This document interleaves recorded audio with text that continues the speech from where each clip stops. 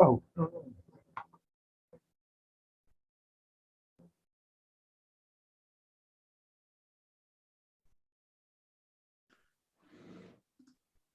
Hi. Can you hear me?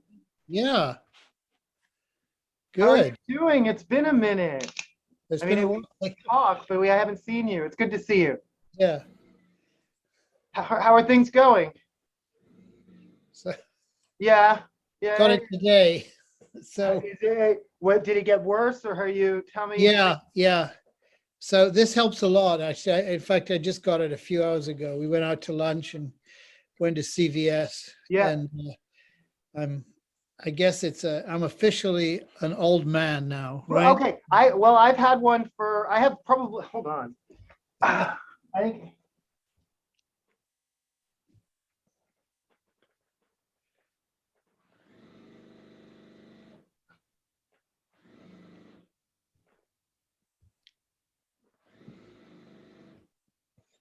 I think it's the same one. I think it's but mine yeah, it's the same one. So and I've had this for I mean, I only use it. I actually, knock on wood, I've not used it in this house, but yeah, I've had it for a few years. So Okay, yeah, like father, like son. Okay, I feel a lot better now. but so are you feeling okay, or is it? I mean, Yeah, no, I am. It's just the last 2, 3 days. Um, I had some spasms, and when I turn or when I put weight on my right foot, but yeah, this makes a big difference. That's yeah, yeah, I yeah, thought yeah. it would, and it did. So no, I otherwise I'm good. How about you? I'm good. Yeah, So did you went into the city this week? I went into the city this week. Yeah, just to work. Nothing.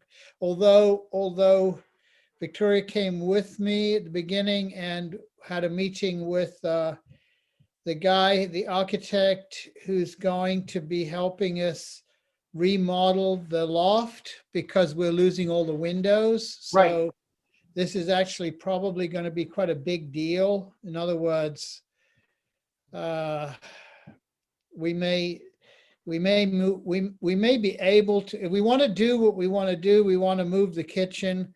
We have to get permission to do that. Right. So we'll see.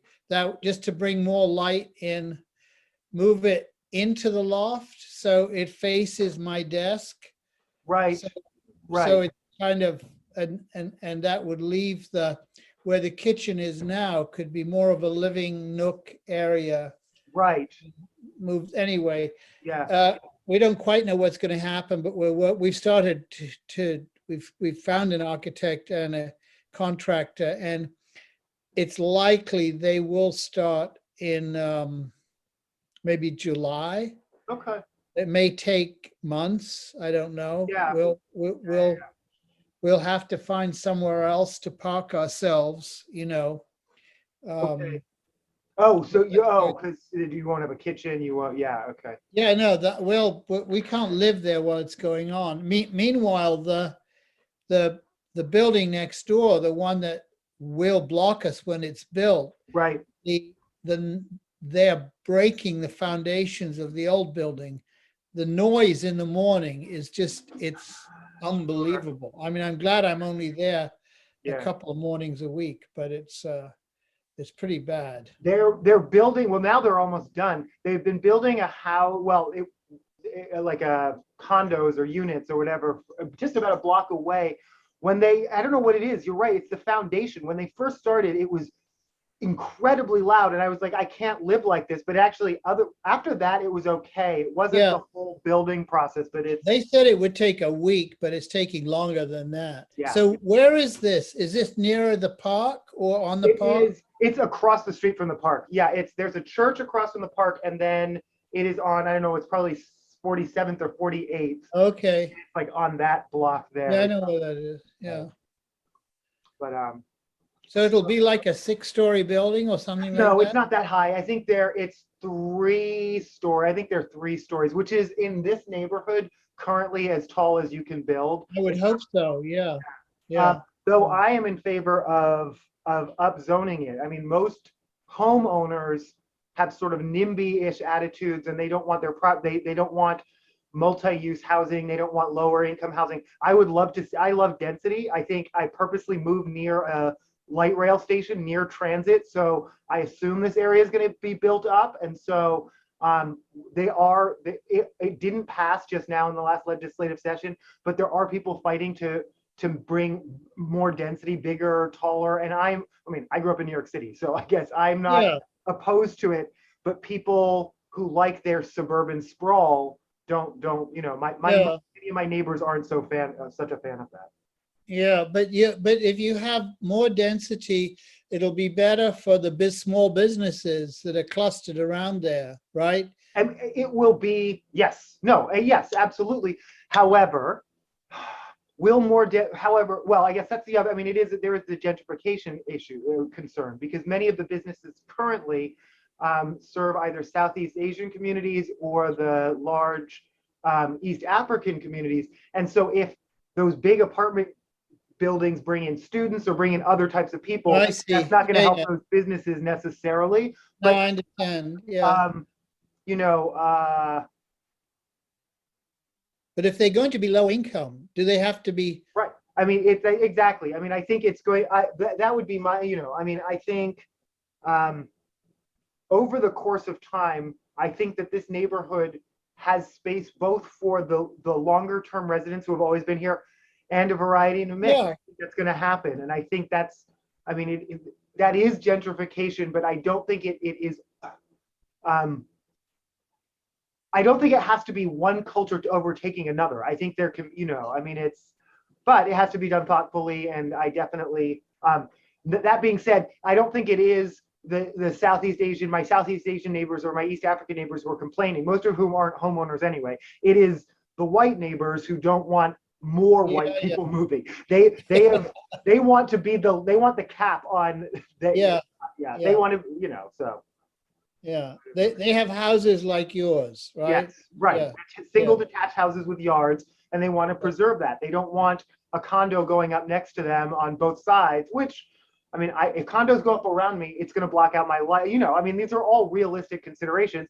I would, but my property value is still going to go up with that. And then I have the choice. Do I stay in a single, do I stay, or do I take them whatever money they're going to offer me when they want my land to build a condo on it? And then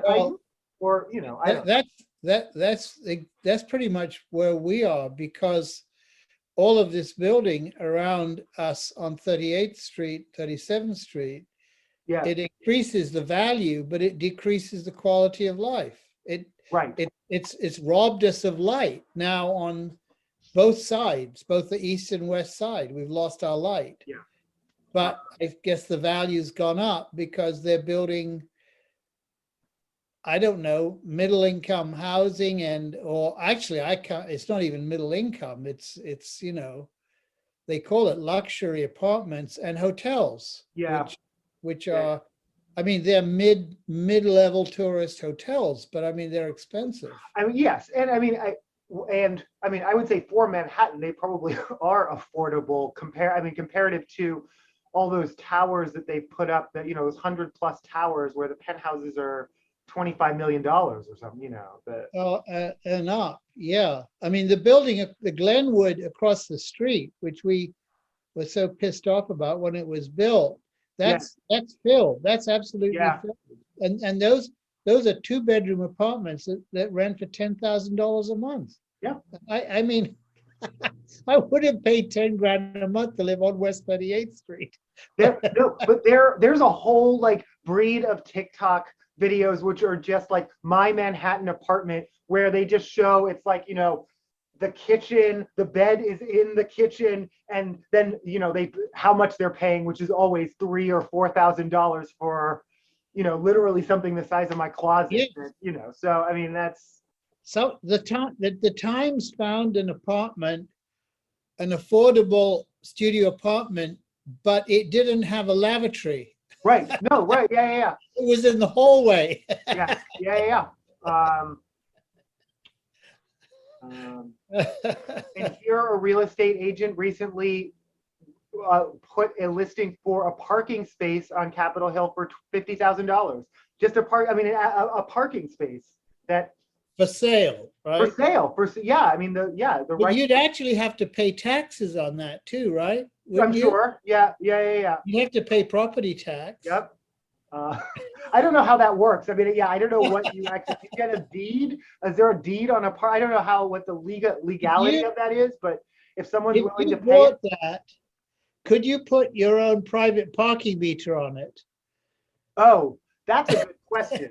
I've thought, because I get so much foot traffic, I mean, this street, Yeah.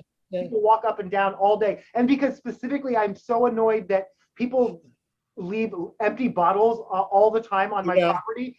I want a soda machine. I want to charge these people. I mean, it's my property. Can't I just put a soda machine on my own property? I'm sure people would use it. I would keep it stocked, and I'm pretty sure I could do this. I don't see the law that says I can't have a soda machine, so You'd have a 1-800 number on it that didn't go anywhere, right?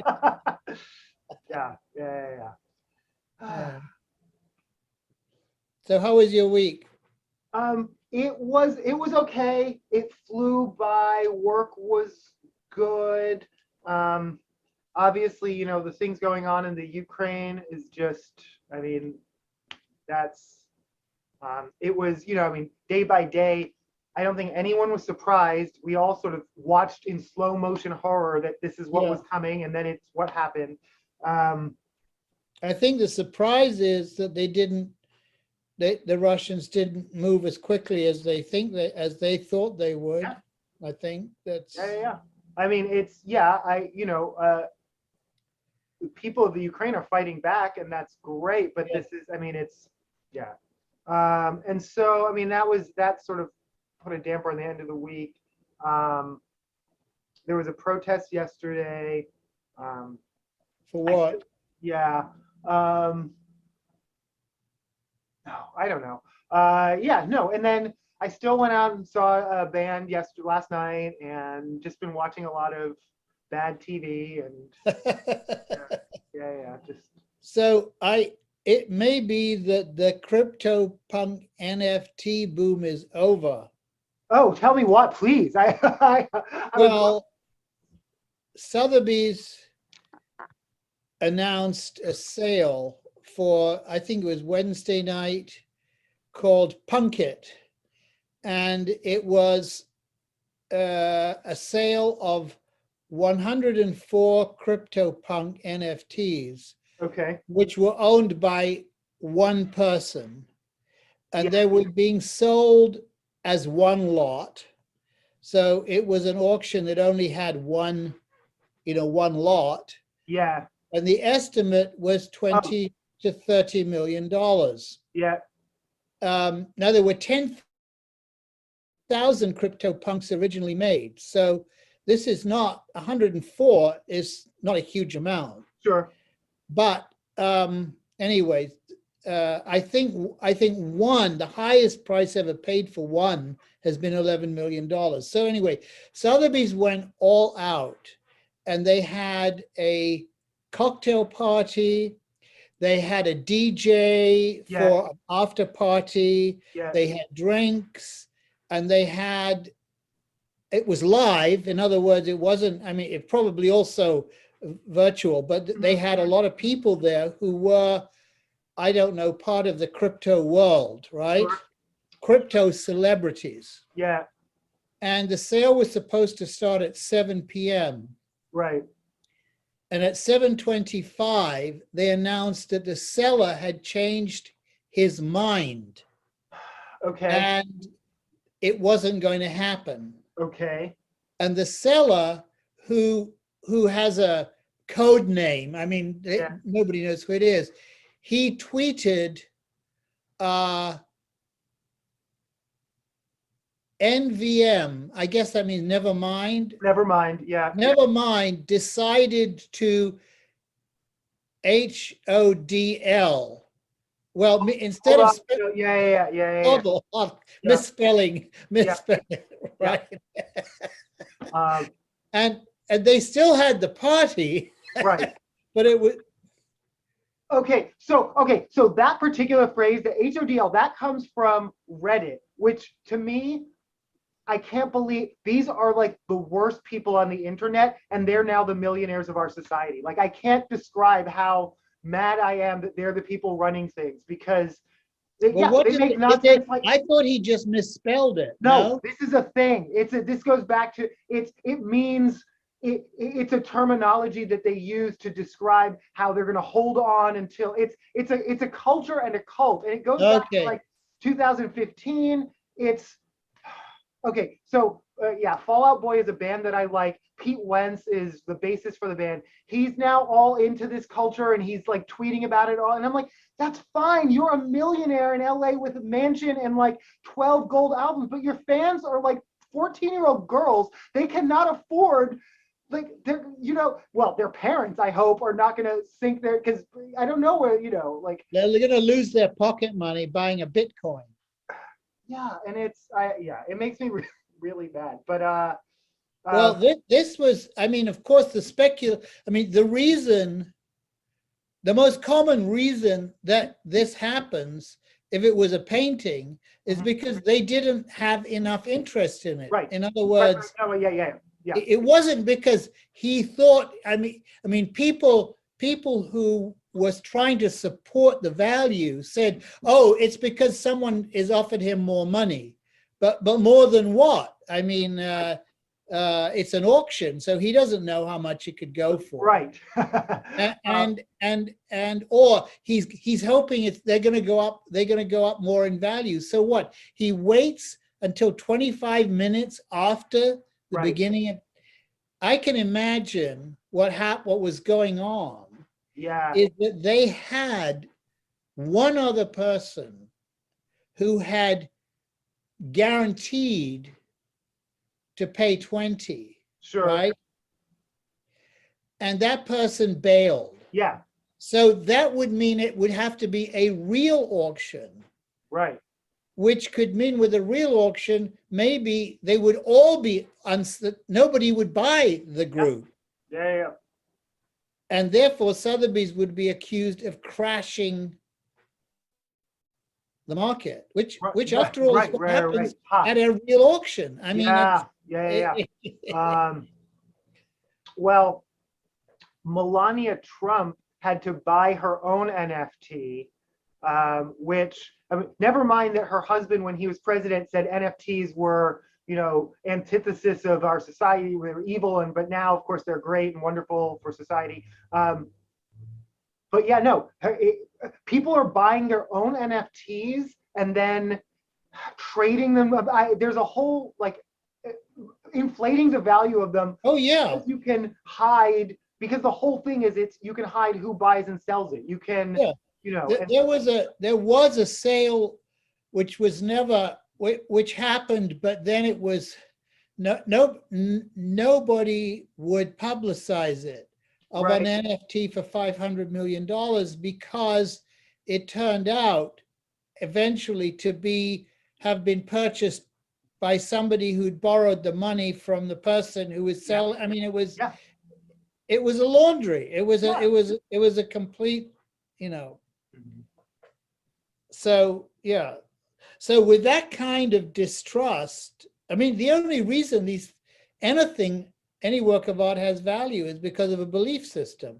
And if you lose the belief, then you lose real money, I guess. Yeah. So that was the only exciting thing that remotely in my world. Yeah. Yeah. How are things at the gallery? They're okay. People are drifting back after the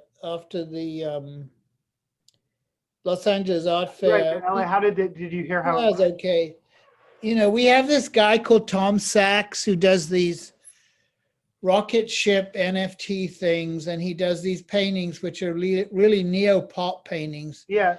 They sell for, in our scale, the low end, but real money, $150,000. Sure. I think they're pretty awful. I don't think they're terrible. I just think they're not original. Yeah, in his 50s. He's very, very popular. He does sneakers and other stuff. yeah, yeah, So yeah. when we go to an art fair, we're bound to sell 2 or 3 or 4 of his paintings. Sure. But nothing, Yeah. nothing more than that. It's a bit sluggish, but it's okay. They're still employing me. I'm not questioning that. I'm making sure that when I go in, that everybody sees that I'm there before I get disappear. Kind of Yes. Yeah. Yes.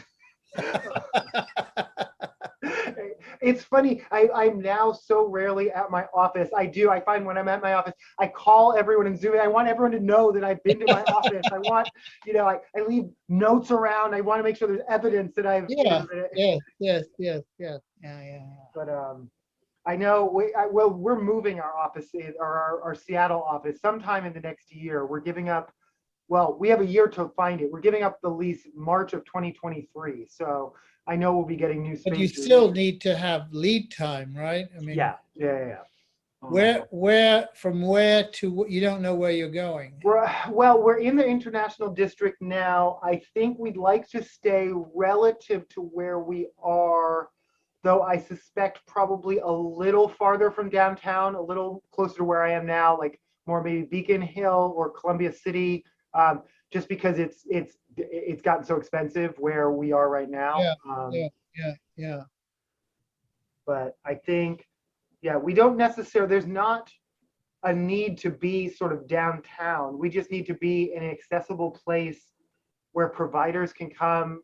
And the big thing for us, where it has always been, is the parking. We have I was terrible going to parking. say, And if so you have people coming and going, you need to have parking for them, right? almost more so than good office space, we need good, Yeah. because all we really need is like a copier, a laminator, and a Yeah. desk, and we could actually all share one, like a big, but it's the place for the walk-in clients to be able to meet with us and to park. Yeah. So Yeah. I think, that's just my guess, though I have no idea.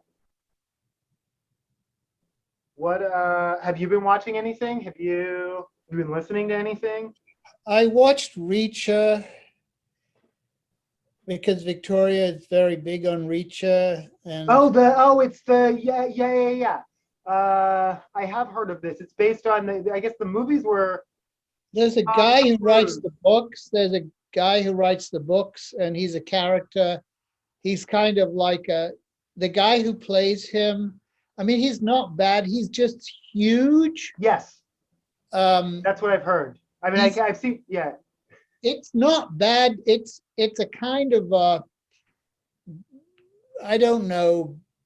Well, it's not about the law. Well, it is. It's a Grisham-esque small town in Georgia, drug dealers, corrupt mayor, Oh, a black sheriff from Boston that everybody's suspicious of. okay. And I don't think I thought it was a spy thing. This doesn't sound like what I thought it no, was. it's Reacher is a former special ops guy Okay, yeah, okay, who okay. kind of comes out of nowhere, but Okay. he's got all these skills, Mhm. and he's looking for his brother. Okay, His brother was in the Secret Service, blah blah blah blah.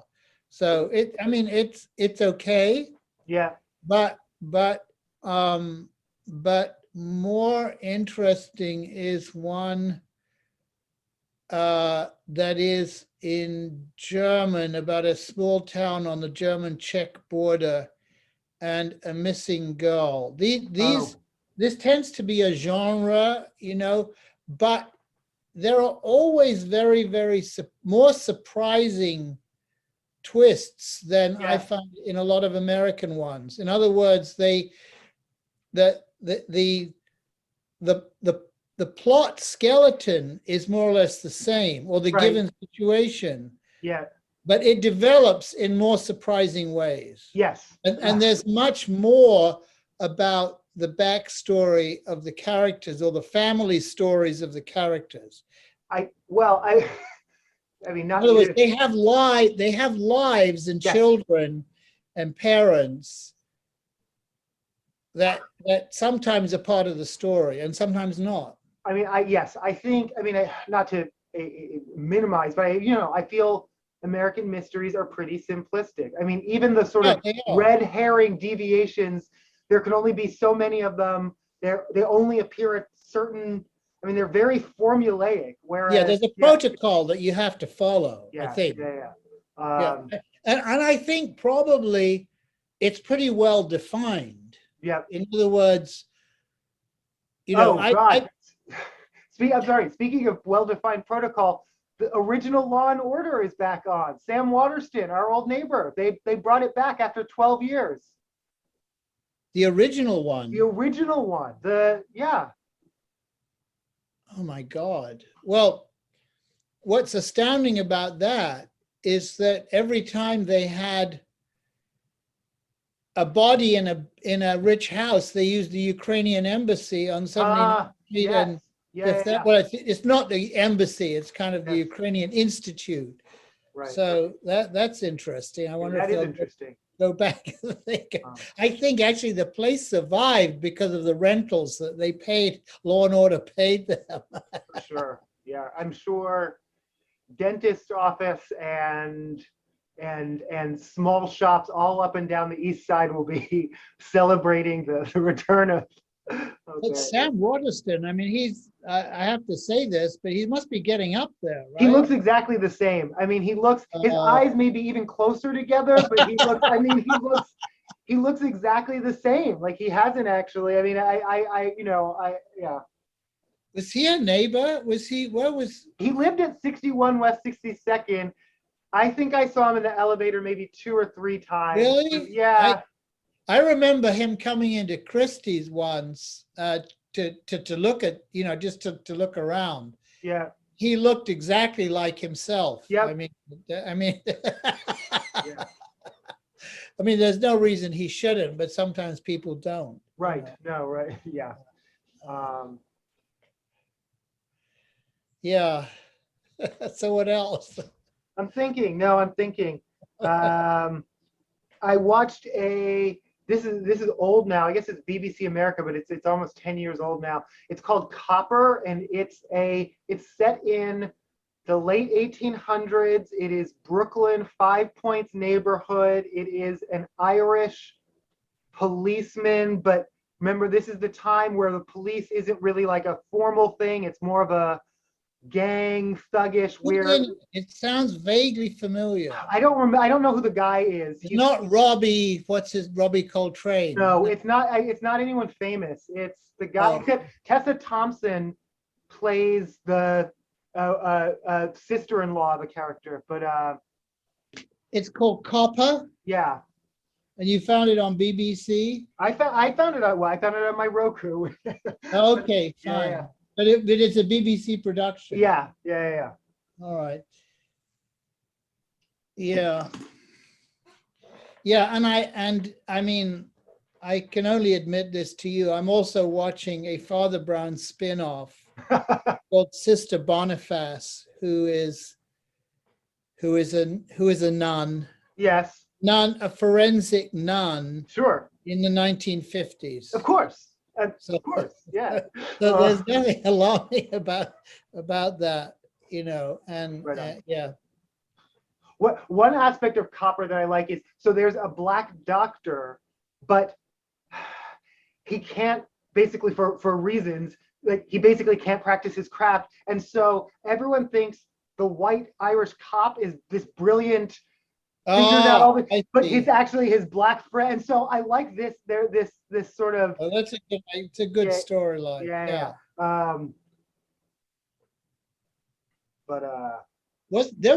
The Gangs of New York. Yes, no, this is exactly what it feels like. I love that movie. It's like they made a TV show out of that movie. I love that movie. So I'm enjoying it. Yeah, I'm enjoying it.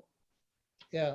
And I had to look it up because I was like, I wonder where. I mean, obviously, New York doesn't look like it did in the 1800s, so they didn't have to film it in New York. They could film it anywhere. They filmed it in Toronto, but I found out that they built several blocks of Brooklyn inside an old auto factory, and so it looks. I mean, it has the feel. It feels like Gangs of New York. I think they did the production design for a TV show is pretty good. Yeah. No, I like it. I'm enjoying it so far. Oh, good. And then the other thing I watched is called Staged, and it's Michael Sheen and David Tennant. neither of whom I knew. Michael Sheen is a Welsh actor. David, Michael Shane. yeah, and then Yeah. David Tennant is a Scottish actor. I I know guess, David Tennant. well, they're in Very good. right. They're in a TV show together called Good Omens that is very popular. I've heard of it. I'm not a big Neil Gaiman fan, but this is called Stage, and it's set during the pandemic, and it's set in, they're playing themselves, and basically the pandemic has put the show that they're on together on hold. So now they're trying to get a play so that when the theaters reopen, they'll have a play Oh, ready to go. okay. So that they'll have, and so it's just basically a behind the scenes, like, you know, Hollywood, well, not Hollywood, it's Britain, but making of, and the other people play themselves. Dame Judi Dench, Samuel Jackson's in an episode, so they have some cameos. It's pretty funny. It's Is David Tennant kind of a sandy-haired guy? he's salt and pepper haired now. He has a beard. He's kind of got a narrowish face. I don't know. I'm trying to. There's a show called Shetland, which is a mystery show set in the Shetland Islands Yeah, with a detective. It's all very Scottish, and I yeah, thought maybe he played the detective. probably. Anyway. Good Omen. It's called Good Omen. Good Omen is the show that they're good. The show I'm watching is called Stage. Good Omen is their more popular show. This is kind of their side project show. Oh, I see. That's fascinating. So that's a COVID. There haven't been many COVID inspired series. I mean, and it's shot all on, you know, video screens, and Yeah. yeah, no, it's interesting how many things like regular TV series and whatnot just chose to ignore it altogether. You know, I mean, 3 years in now that, you know, characters never wear masks, characters never talk about it. They just live in a, I mean, and to me, it's not realistic. They live in an alternate reality where COVID never hit. And I don't know. It's weird to me how that's more common than incorporating it into a storyline. I stopped watching The Blacklist, which I was watching religiously. But the last episode I saw, which was the last episode of a series, was filmed overlapping with the beginning of COVID. Right. What they did was they had a cartoonist Oh, do yes. the scenes that they hadn't filmed, Yes. but which were not in sequence. Right. They did them as cartoon, as you know, like Yeah. No, that's cartoon. yeah. And it was fantastic. Mm-hmm. But I didn't feel like watching it again because it wasn't like that anymore. I mean, Right. Yeah. Yeah. and the characters, I mean, the actors who played the characters came on and explained that. Yeah. So, and also COVID was kind of it was starting and was scary. So that was sort of I thought it was creatively very interesting. Then another show I was watching, which I stopped watching all these American shows, was the new FBI show. And that was very strange because in some scenes, some of the minor characters would wear masks. But okay. There's another show where they do this. I can't remember. It's a lawyer show or something. Background characters, extras, other people are wearing masks to sort of give a general impression, but the main characters aren't. And then so what am I supposed to make of this? That the main characters who I'm rooting for are anti-maskers? Yes, exactly. So I can't. They're Trumpers. They're literally sitting in a restaurant filled with people, the person serving them, the people at the other table all have masks on, and they don't. And I'm not. And there's a cognitive, I can't, I've seen shows that do that, and that's the worst solution. That is the worst. That makes me, I have to tune out. That makes me angry. Like, do you know what? Well, now that we're talking about it, there was a certain type of, it was usually a commercial, but also TV episodes, narratives tried to, like, early in the pandemic, just this feeling of like how shocked we were that everything stopped and everything got quiet, and how we're all in it together. And there's just this certain kind of like images of, I don't know, a blade of grass, of something coming into focus, of an empty highway, of Yeah. and then of people gathering together and people hugging. And there's just this certain cinematography of like early COVID that I now miss, that it's over now. We're all past it. We're not in that moment anymore. But No, we're all fighting. We're polarized. We all hate each other. Yeah, right. No, right. We're not all in it together anymore. Yeah, no, that's what I that's what I missed. That's It was very interesting. The history of commercials in COVID, the time of COVID. yeah. How the music has changed. Yeah. Well, Yeah, and definitely, everything, and then, of course, they used to do everything as if it was on a phone, right? I mean, as right. if Yes. Yeah. well, I guess probably they were doing it that way, but Right. But yes, commercial can be upbeat again. For a while, no matter what the product was, you had to use sort of downtoned piano, even if Yeah. you were selling Disneyland trips, you still had to make it seem like you were selling emotional resonance for a moment. Talking about commercials, and I know it's not of interest to you yet, but I've taken offense for a number of years over these commercials for Premagen. Oh, I think we talked about the going. Yes, please. But I've done some research. No, Yeah. I finally did some research. Uh-huh. The commercials are very good. Yes. Right? Oh, yes. They're very good. So the research is that they talk a lot about the first 60 days. Okay. Well, the research suggests Premagen is at best a placebo. It doesn't kill you, right? Yeah. But there is no proof that it actually does anything. Right. And in fact, because of its ingredients, it can't be taken from the blood into your brain. So it actually can't get into your brain. It's supposed to improve your brain function, right? And it literally by literally design cannot do what it can't get into your brain. Secondly, if you take it for longer than 60 days, it can have some negative effects. Okay, yeah. So the people in the commercials only take it for 60 days. Right. Although that's nuanced. Right, no, right. Yeah. It's very nuanced. Yes. So this is a product that sells for quite a lot of money. Sure. It's aimed at old people who keep forgetting things. Sure. Right? And it could damage them after 60 days. Right. And yet, and they say it comes from jellyfish. That's the big. Yeah. And the way they say it is from jellyfish, like as if this is, a wonderful thing, right? Yeah. Although all medications presumably come from something, right? I mean, yeah, no, we don't advertise how insulin comes from pig bladders because that's not glamorous. Oh, they have transplanted a pig's heart into somebody. Right? Yeah, and you know that guy is a murderer, right? Oh no, he is. Yeah, no, the guy who got so the only reason he got a pig's heart, this is fine. The only reason he got a pig's heart is because I believe he actually has already had one heart no, I'm sorry.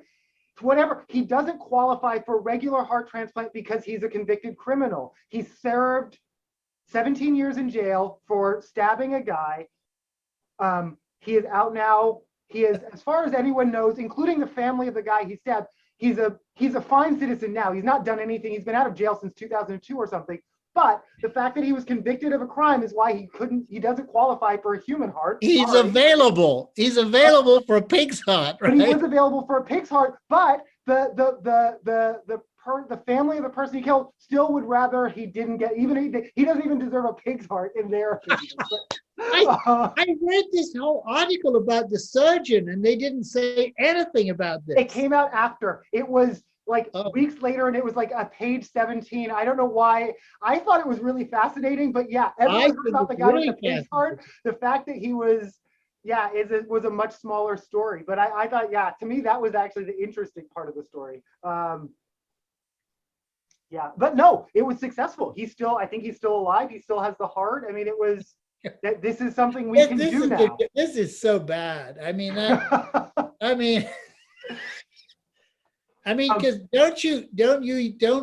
isn't the classic way of disposing of a body on a farm is feeding it to the pigs? Oh yeah, yeah, yeah, They eat everything, yeah. No, the whole thing is really sick. That's wow. Okay.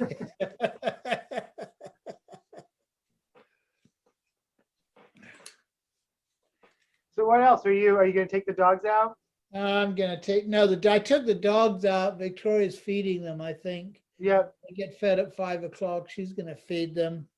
It gets dark and it's okay. It's fine. It was very warm a couple of days. Huh. Now it's very cold again. Yeah. We had some snow, but not too much. It's all right. It's okay. We had our cold snap. It's now warmed up again. It's just very rainy. We had a bit of snow last week, but it didn't stick. Yeah, it's definitely it's lighter again. I can take I don't have to Yeah, you can rush to take take them the out dog. Yeah, yeah, yeah. 5 o'clock, right? Yeah, You can- no, that's nice, yeah, which is nice. yeah. So what did you see last night? So last night I went to, I think I told you, it's this showcase. It's part two of a three-part series, and I guess I'll go next week too.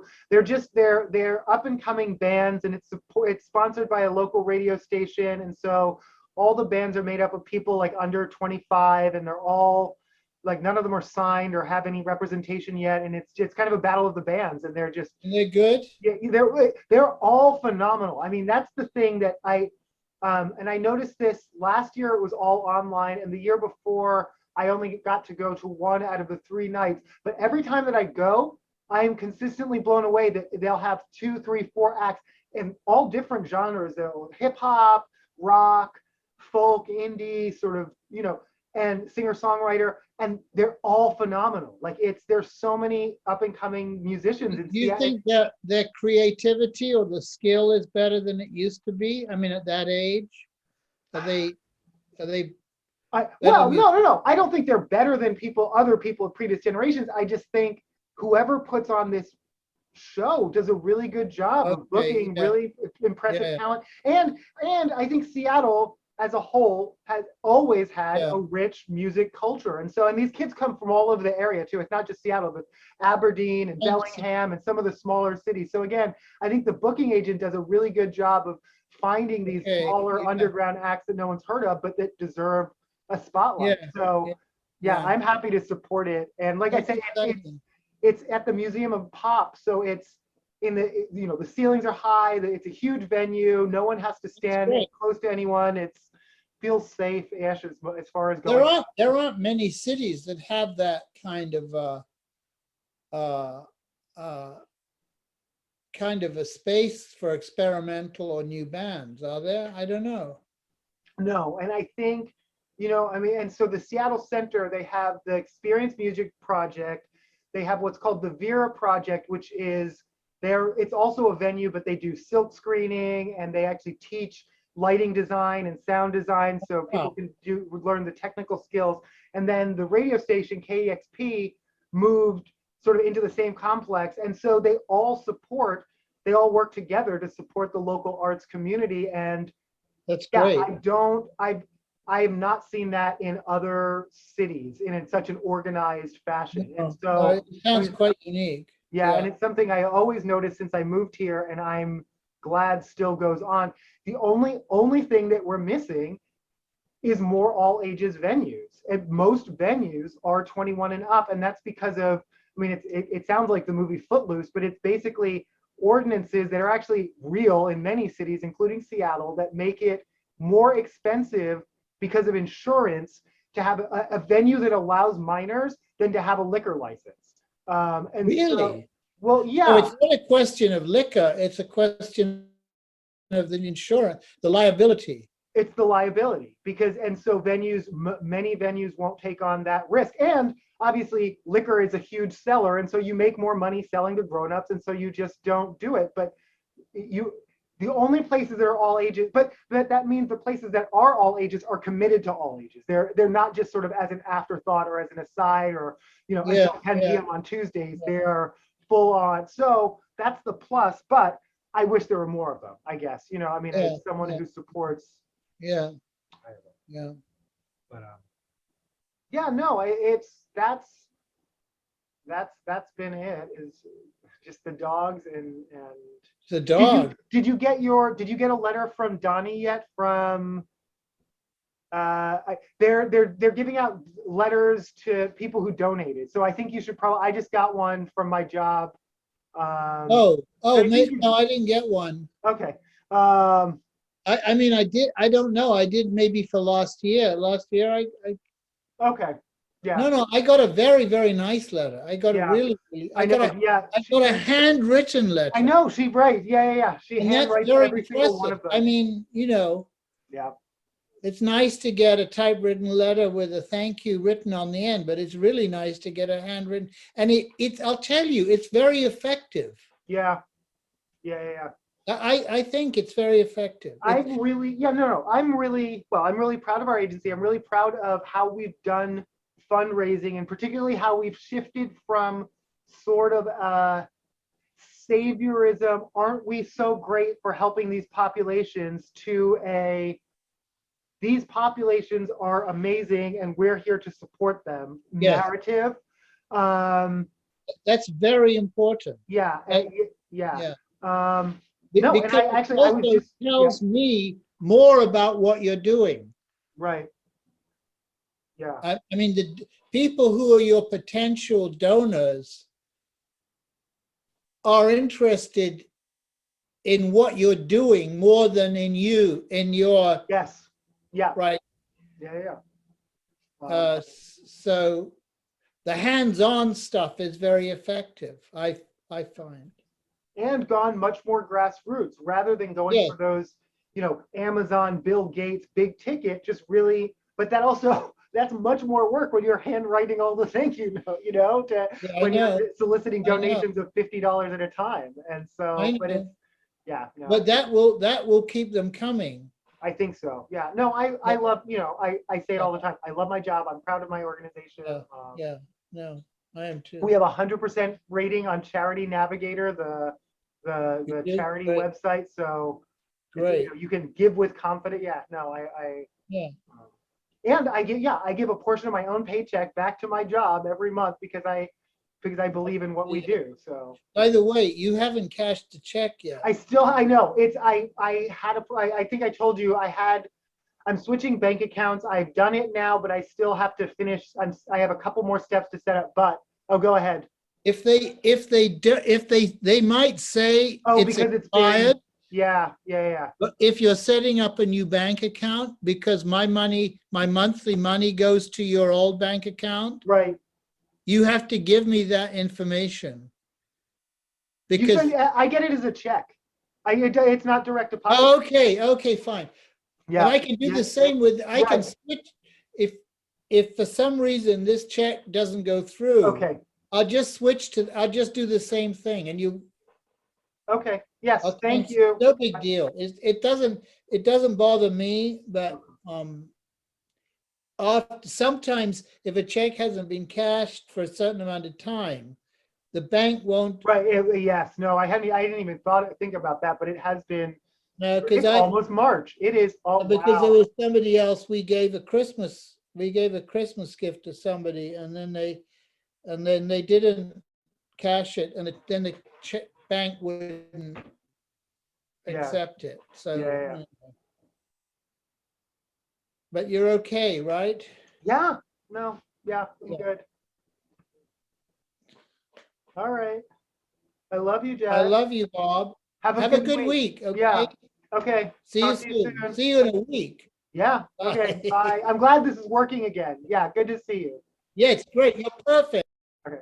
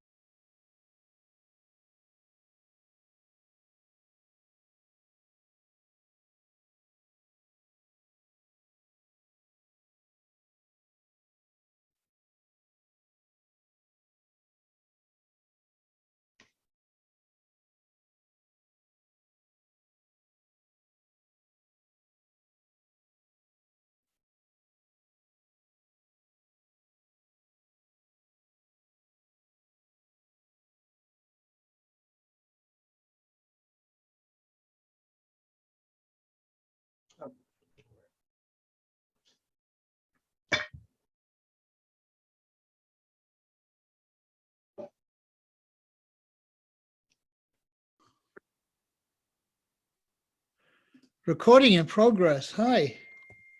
Hi, Dad. How are you doing? Good. How are you? I'm good. How was your week? I was okay. I was just sending a cartoon to my brother. I'll show it to you. Oh. He keeps sending me these old people's jokes or Yes. jokes, so I don't know if you can.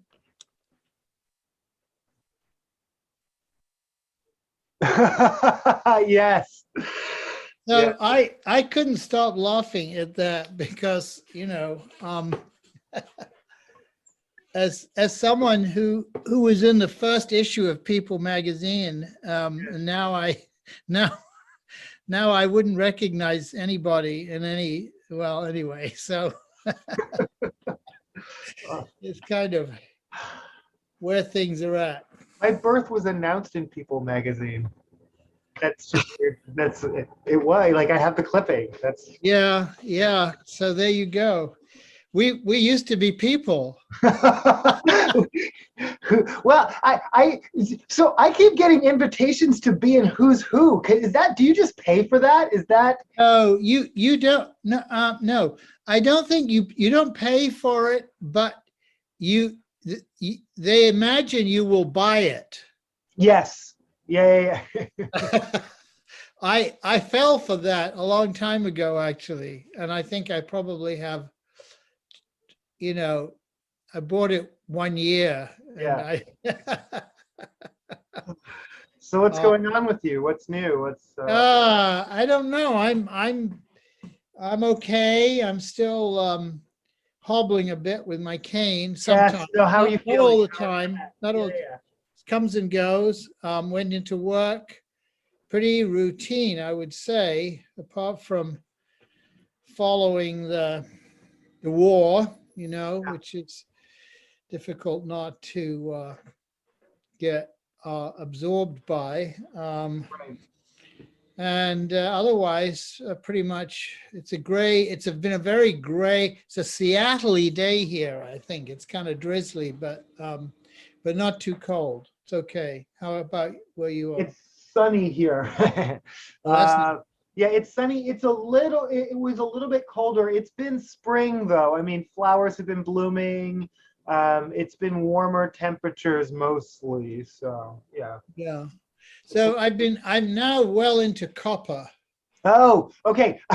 So I actually only watched the first episode. I have it ordered on DVD, but that was the first episode was the only one that was free on Roku. But tell me, how's it going? It's pretty good, actually. It Yeah. it it's it has a similar feel, but is much livelier and better acted than a series called Murdoch, which is about Oh, a Toronto yeah, detective, yeah, the yeah. same era. Hmm. But this is a very good flavor of 5 points, Yeah. politicians, Yep. Yeah, yeah. wealthy people, Yep. corruption, a lot to do with the black churches Hmm. and being moved uptown. Yeah, yeah, yeah, yeah. And yeah, I mean, it's actually, I think, I won't say it's historically accurate, but I think that the stories aren't, but the flavor is, I think. The the kind of the the animosity between the Irish and everybody, Yeah, and yeah, their attempt to hold on to power in terms of being in charge of the police, yeah, that yeah, kind of yeah. thing. Oh, yeah, yeah, yeah, It's pretty good. I would say it's pretty good.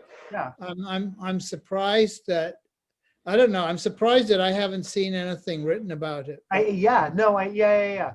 Um, the other thing that I've been obsessing over, I don't know if it'll be your thing. It's also it's Brooklyn. It's the 1950s. There's an actress. Her name is Charisse Ronan. I had not ever heard of her, though she's apparently already been nominated for 4 Academy Awards. She's really, under 30 years old. She's Irish American. She was born in the Bronx but raised in Ireland. She has an accent that I think is real, but she Yeah. plays an Irish immigrant who's new to Brooklyn, who, she gets a job in a department store. She's just a young girl who's alone in the city. She meets an Italian guy. It's a romance. The movie is just called Brooklyn. In any event, I don't know. It's a movie? Yeah. I think I saw that. Okay, I don't know how popular It's very good. It No, is good. Yeah, I don't think it was popular, but it's small, it's quiet, but her performance, and then I saw her, so now I'm trying to see anything that she's in because she's yeah. No, I saw that. I don't know how come I saw it. I mean, Yeah. but it was very good. No, I thought that was very authentic. I mean, Yeah. Yes, yeah, and she is very good. I didn't see her in other things. Uh-huh. Yeah, so that's that, and I don't know. I'm drinking water. That's a new thing. Good. Yeah. Drink lots of water. So this has taken Victoria 21 years almost, of my scorn and contempt for water.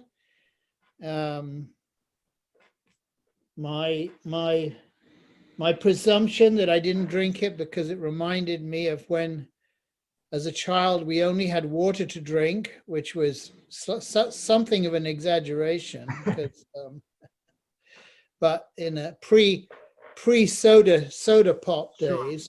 So yeah, but actually, I find the water that comes out of the tap in the country quite actually quite okay. Yeah.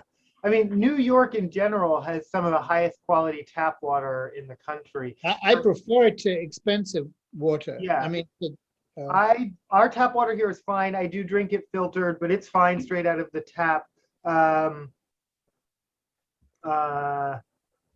Yeah, I like fizzy water. I do drink a lot of juice.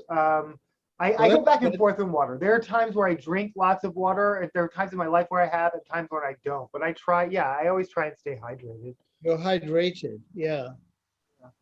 I find it was my legs that finally drove me to drink water. And does it make a difference? Do you actually? Yeah, I think so. Yes. I think so. Yeah. I think it doesn't matter whether it does or whether I think it does. Right, well, sure. No, sure. If I think it does, it does. So, Yeah, no. Well, I mean, my old chiropractor and his wife, who was my coworker, they definitely urge, and they were, that your joints and all that, you need to stay I hydrated. knew that. Yeah. No, it's Yeah. Yeah. So, okay. So D. Snyder liked your comment about playing in Freedom Square in Kyiv. I quoted, I said, my dad said, and him or no way who manages his account liked the comment. So yeah. So maybe they will play in Freedom Square in Kyiv one day, Yeah. Well, I don't know. It's looking pretty grim right now. I mean, so yeah. The man is mad. Imagine we had at least we don't have a mad one, but we did. I mean, imagine what that would. Yeah. I mean, quite honestly, it seems the only way this would end quickly or quicker is if someone takes out Putin, someone in Russia, some Russian. Yeah. I mean, somebody. In other words, that he has a coup in his own country because they don't like what he's doing to Russia. I mean, I guess. I mean, I don't understand how slowly or quickly like economic sanctions affect like how. I mean, I know that there's a lot of misinformation going on right now in Russia that they're, that he's claiming that this is anti-fascist and that, they're on the side of justice. There's a lot of, but Russian soldiers are getting killed, and he's saying 500, but it's thousands, and people are that information is starting to filter back because people are going missing. I think the older generation it'll take longer for them, but it will have to do with deaths. I think the younger generation, I mean, if they don't have MasterCards, they don't have Visa, their banks, I mean, the younger generation is plugged into international travel. And I mean, right. They don't have to be rich to do that. You know, Right. they have been acting as young Europeans, and now they can't. Now they're trapped in their own country. Right. And so it's going to be a question of how quickly they get vocal and are prepared to put themselves on the line in terms of, I guess, protest. I mean, it's pretty serious. I mean, Phillips Auction House is owned by two Russian oligarchs, and they had a who immediately made pro-Ukrainian, Sure, yeah. comment, and they had a big sale in London last week, and they donated all of their profits, which was about £7 million, to Ukraine. But I mean, apart from the fact that that's a good thing to do, they felt it was essential to do that. Yeah. Because they're afraid of an anti-Russian backlash. Sure. And there was already comments in the art world, should you do business with Philips because they're owned by Russians? But so, okay, here's where I'm confused or torn, so for instance, the Ukrainian government asked, various in the film community not to support Russian films. Usually, there are various international film festivals, Russian films oftentimes award and get placed, and they're saying, but that's a lot of money. That's a real thing. Other things like, bars pouring out their Russian vodka. That's like freedom fries. That's freedom fries. No, exactly. And so but I think that there's legitimate like cause for like, I don't want to do business because I don't want to support. Then there's, I think, like you said, I don't want to be seen as supporting, and and then there's just the pouring out, there's a freedom fry. So I think it's a whole spectrum, but I mean, again, the average Russian citizen, you see it a lot with China. People say China, China, China, and they mean the Chinese government, the Chinese Communist Party. They don't mean the average person in China, but obviously we've seen in this country how that translates into anti-Asian sentiment. And so, I mean, it's people who are going to lean in that direction use this as an excuse. But I mean, people didn't stop listening to Beethoven when Germany was at war. No, right. I mean, right. There was even in those days a difference between the culture, and the people and their leaders, and so. But I think the idea now is to make it so uncomfortable. Yeah. Oh no, and I get for a Russian who is pro-Ukrainian but an entertainer or something, to feel that their leadership is letting them down because they're being, they're losing their jobs because Putin wants to invade Ukraine, and that's nothing to do with them. So. Unfortunately, it's not a democracy, so they can't vote him out. Right. But, well. 2036 or something technically is, but whatever. They can take him out, but I think they can take him out. Yeah. I guess the other sort of sub-story to me is how many Russian oligarchs are running how many things that we just sort of didn't think about or know about, or which is, I don't know. Maybe I didn't. Well, they're apparently there are the banking system in South Dakota is extremely opaque, and there's money there. Sure. I mean, it's bizarre. You think they have the money in London, but no, some of them have money in South Dakota because it's like the Switzerland, or better than Switzerland. Who would have known that, right? then all those yachts in the Maldives. I don't know. Yeah. Yeah. Well, Barbados has kicked out the Queen. Did you see that? Oh, is that, yeah, yeah, Officially, yeah, okay, they got rid of her. okay, yeah, yeah. I don't know how she feels about that, but I don't know. She still has her swans, so. Well, yeah, but she's not on the currency anymore. So I guess Right, right, right. I don't know if she has a scrapbook of currency that has a like Uh, diminishing sure, image. but there's still, yeah, no, there's still quite a few. Canada, does Canada have her? No, Still, she's still on Canadian money. She's still on Australian money. oh, okay. Yeah. But yeah, yeah. Are you stretching? Are I you? am. Yes. No. I was just always, always. Yeah. Yeah, yeah. But Work's going okay? yeah. No, work's going fine. Same. Yeah. No. That's all good. What about the State of the Union? Did you watch it? Did you? I didn't because it was more important that I follow a Norwegian thriller. And I thought that, you know, I watched a bit of MSNBC like an hour before, Sure. and this kind of constant build up, Yes. uh, like it's a theatrical event. And then I've seen this so many times, and he comes in and he shakes hand.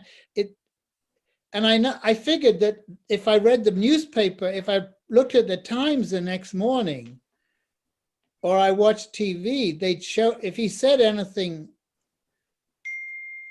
bizarre or incredible, they would tell me, right? Right.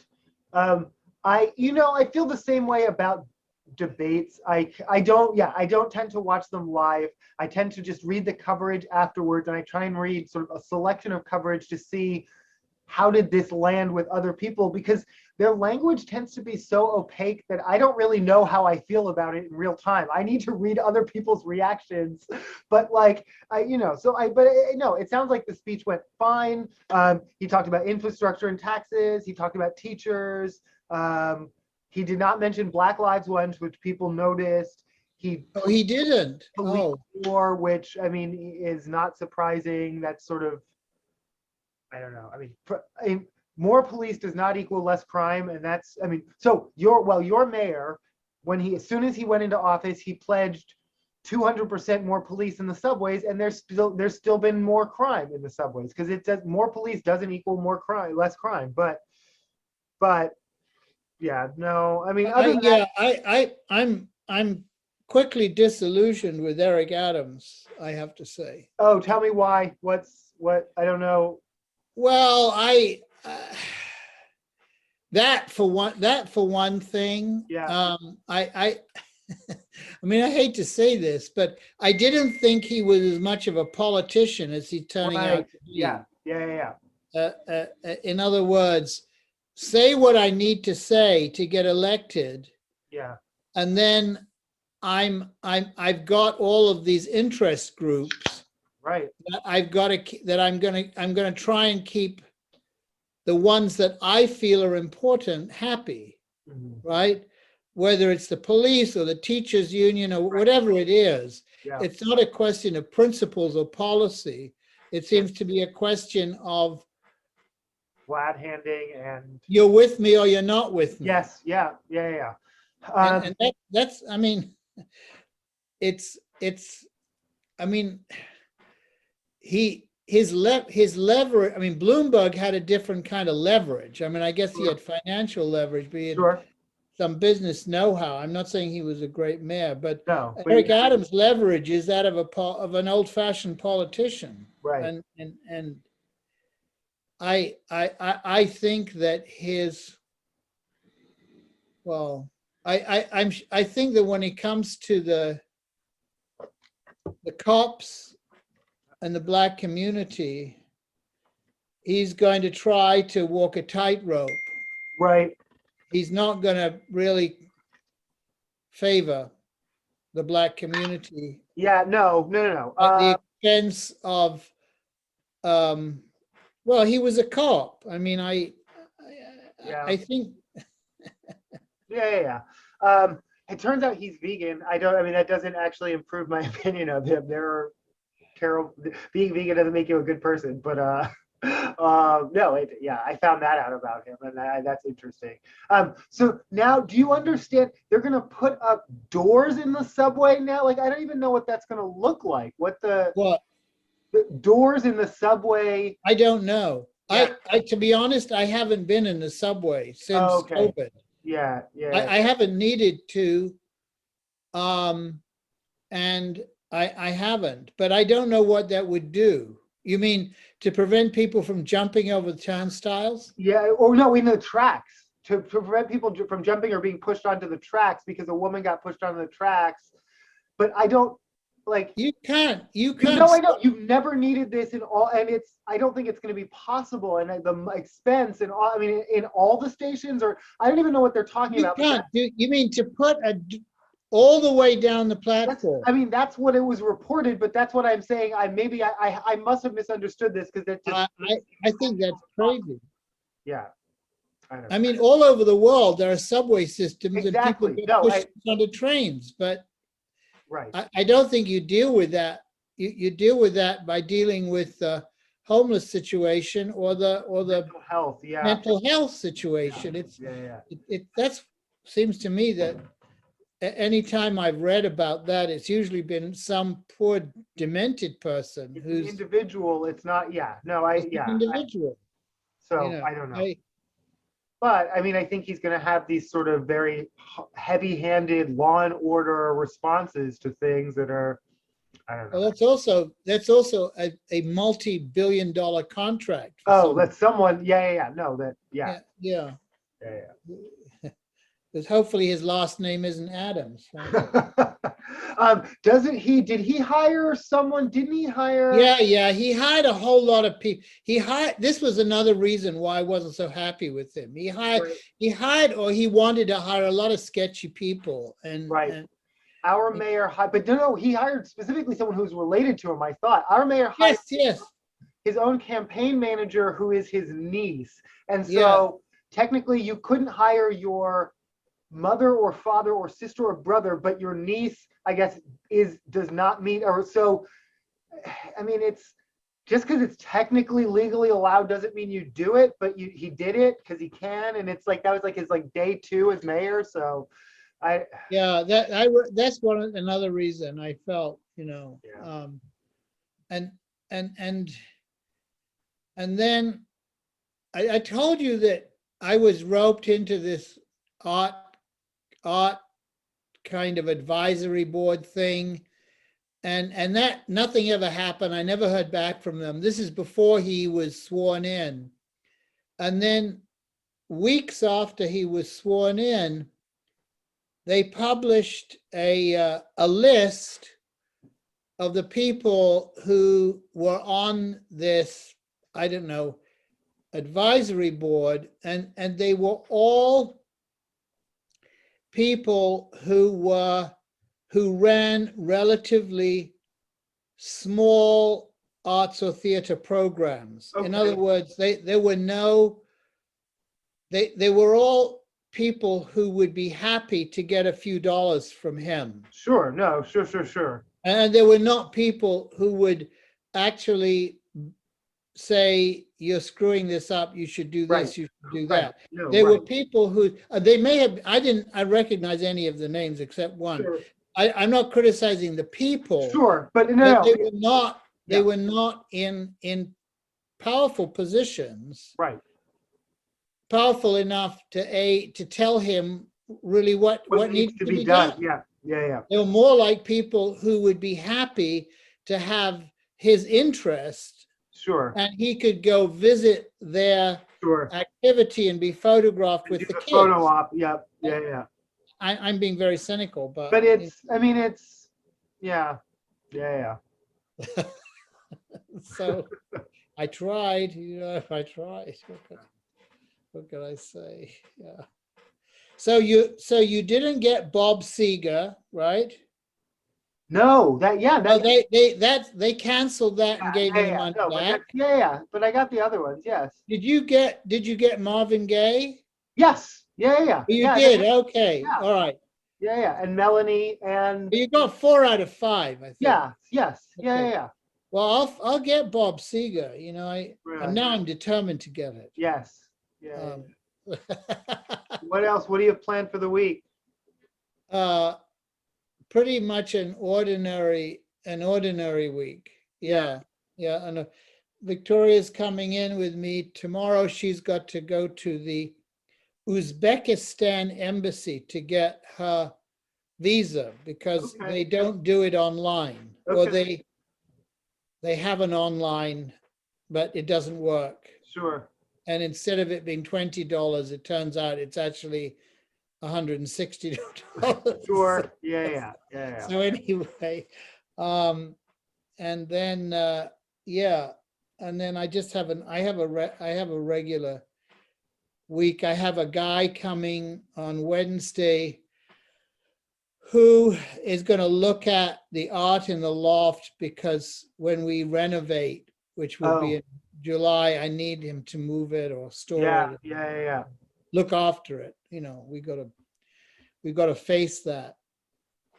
And but the building, the noise from the building next door is pretty bad. I mean, it's Right, right. they're doing the It's still foundation. going on.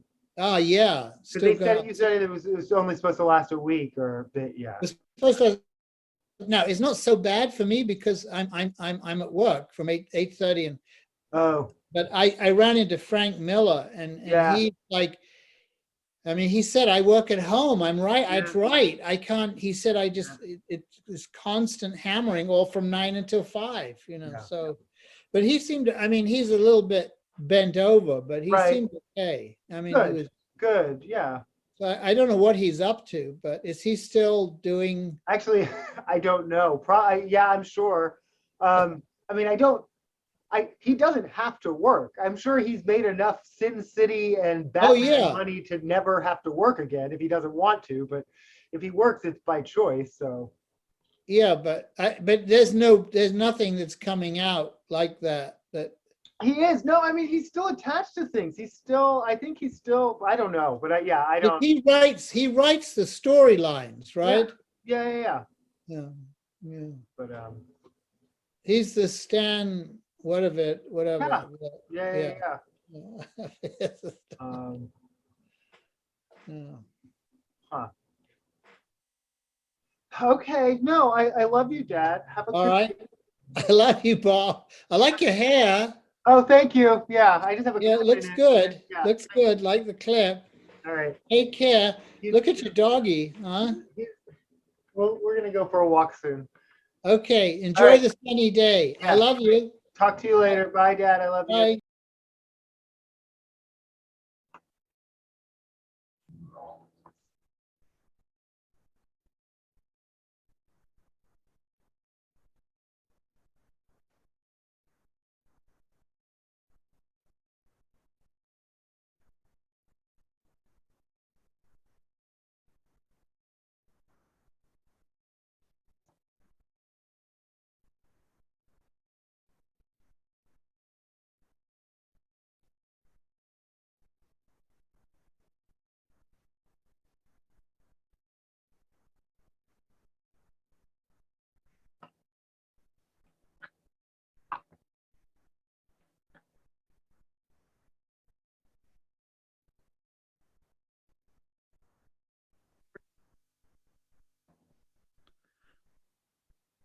Hi.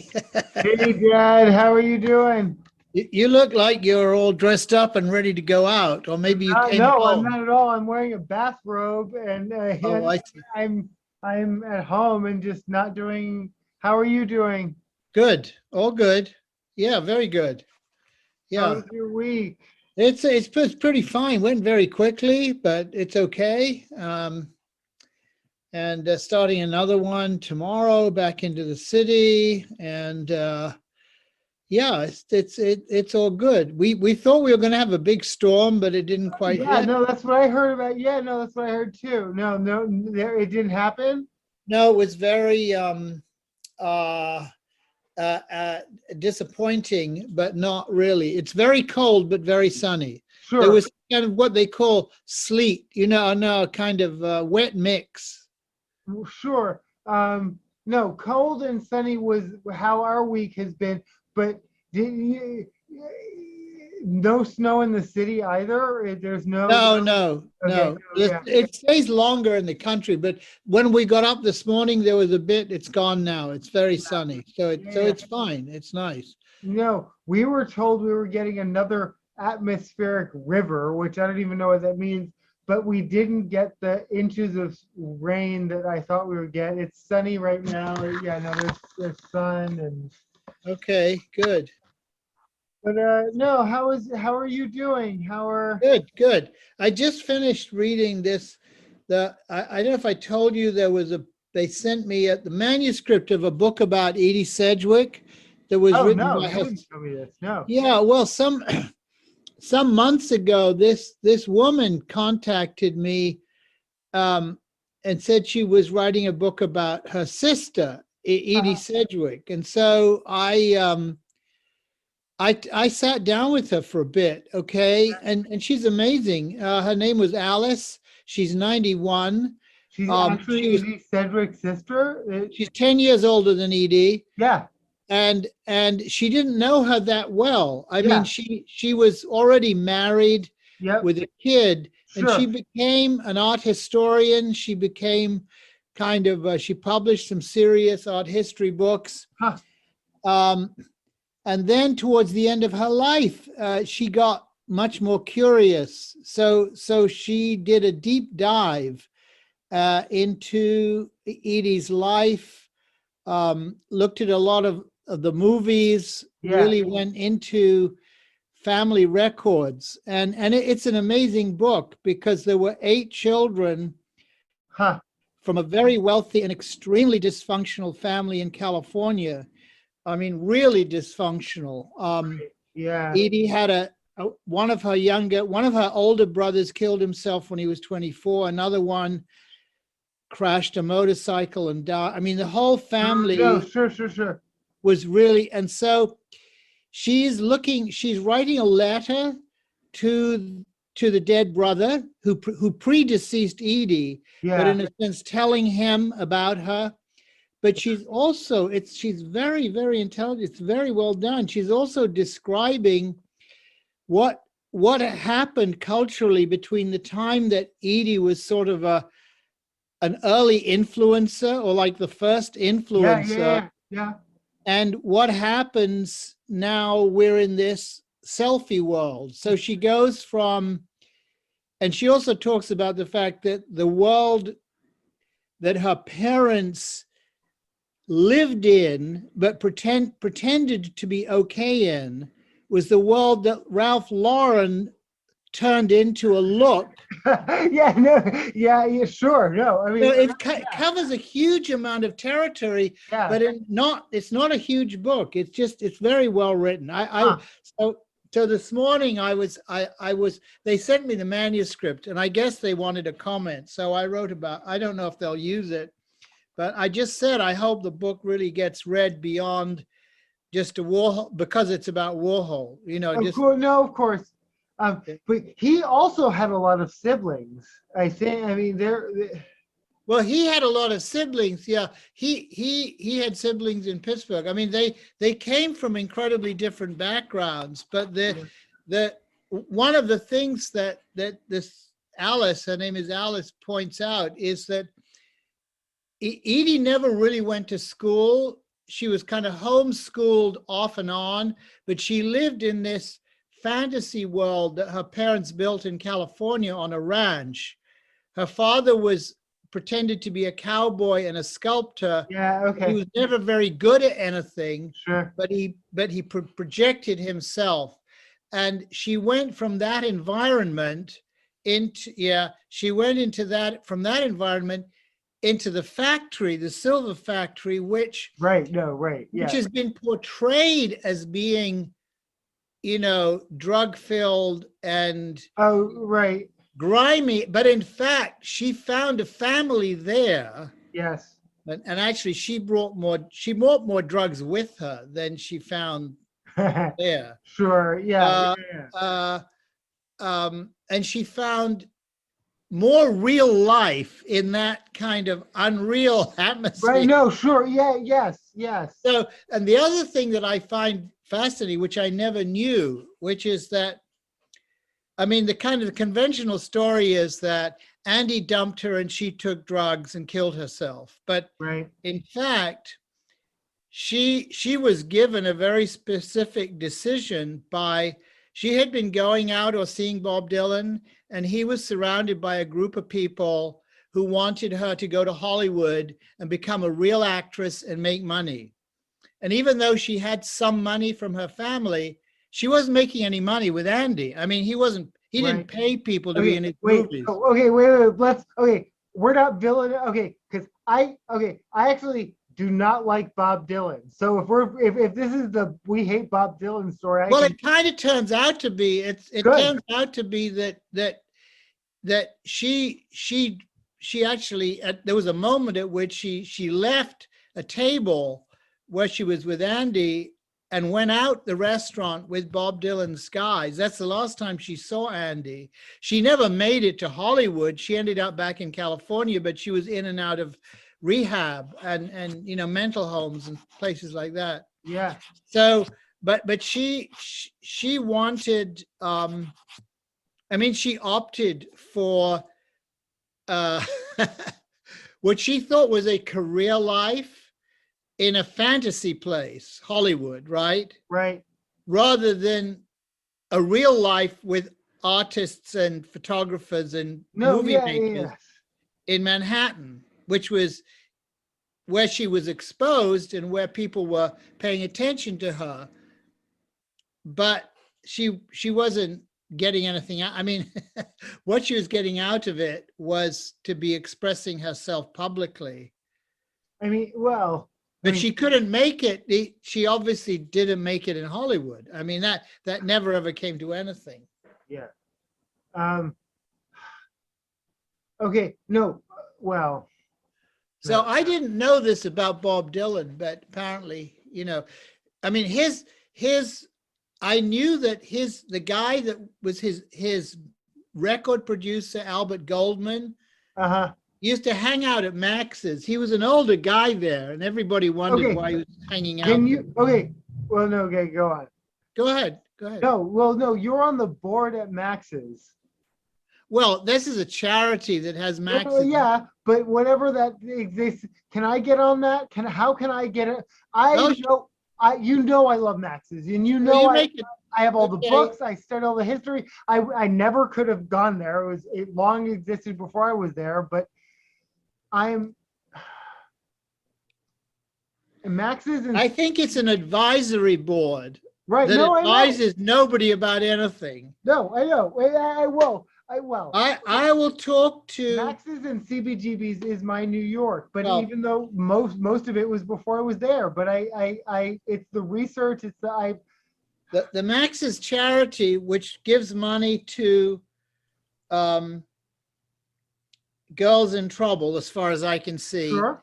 is really it's the brainchild of Mickey Ruskin's widow, Yvonne, and I think she's just the only one that does it, but I'll talk to her. Yeah, sure. Maybe we'll get you on the advisory board of Max's, since you take care of children.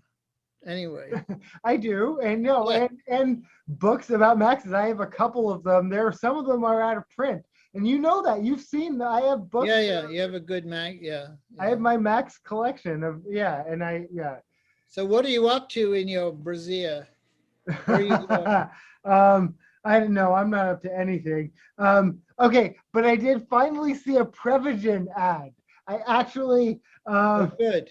I'm glad. They're good, aren't they? Well, no. Yeah, no. They're very good. They're very They're very good. They're high quality, and why not your brain, your heart? You take pills.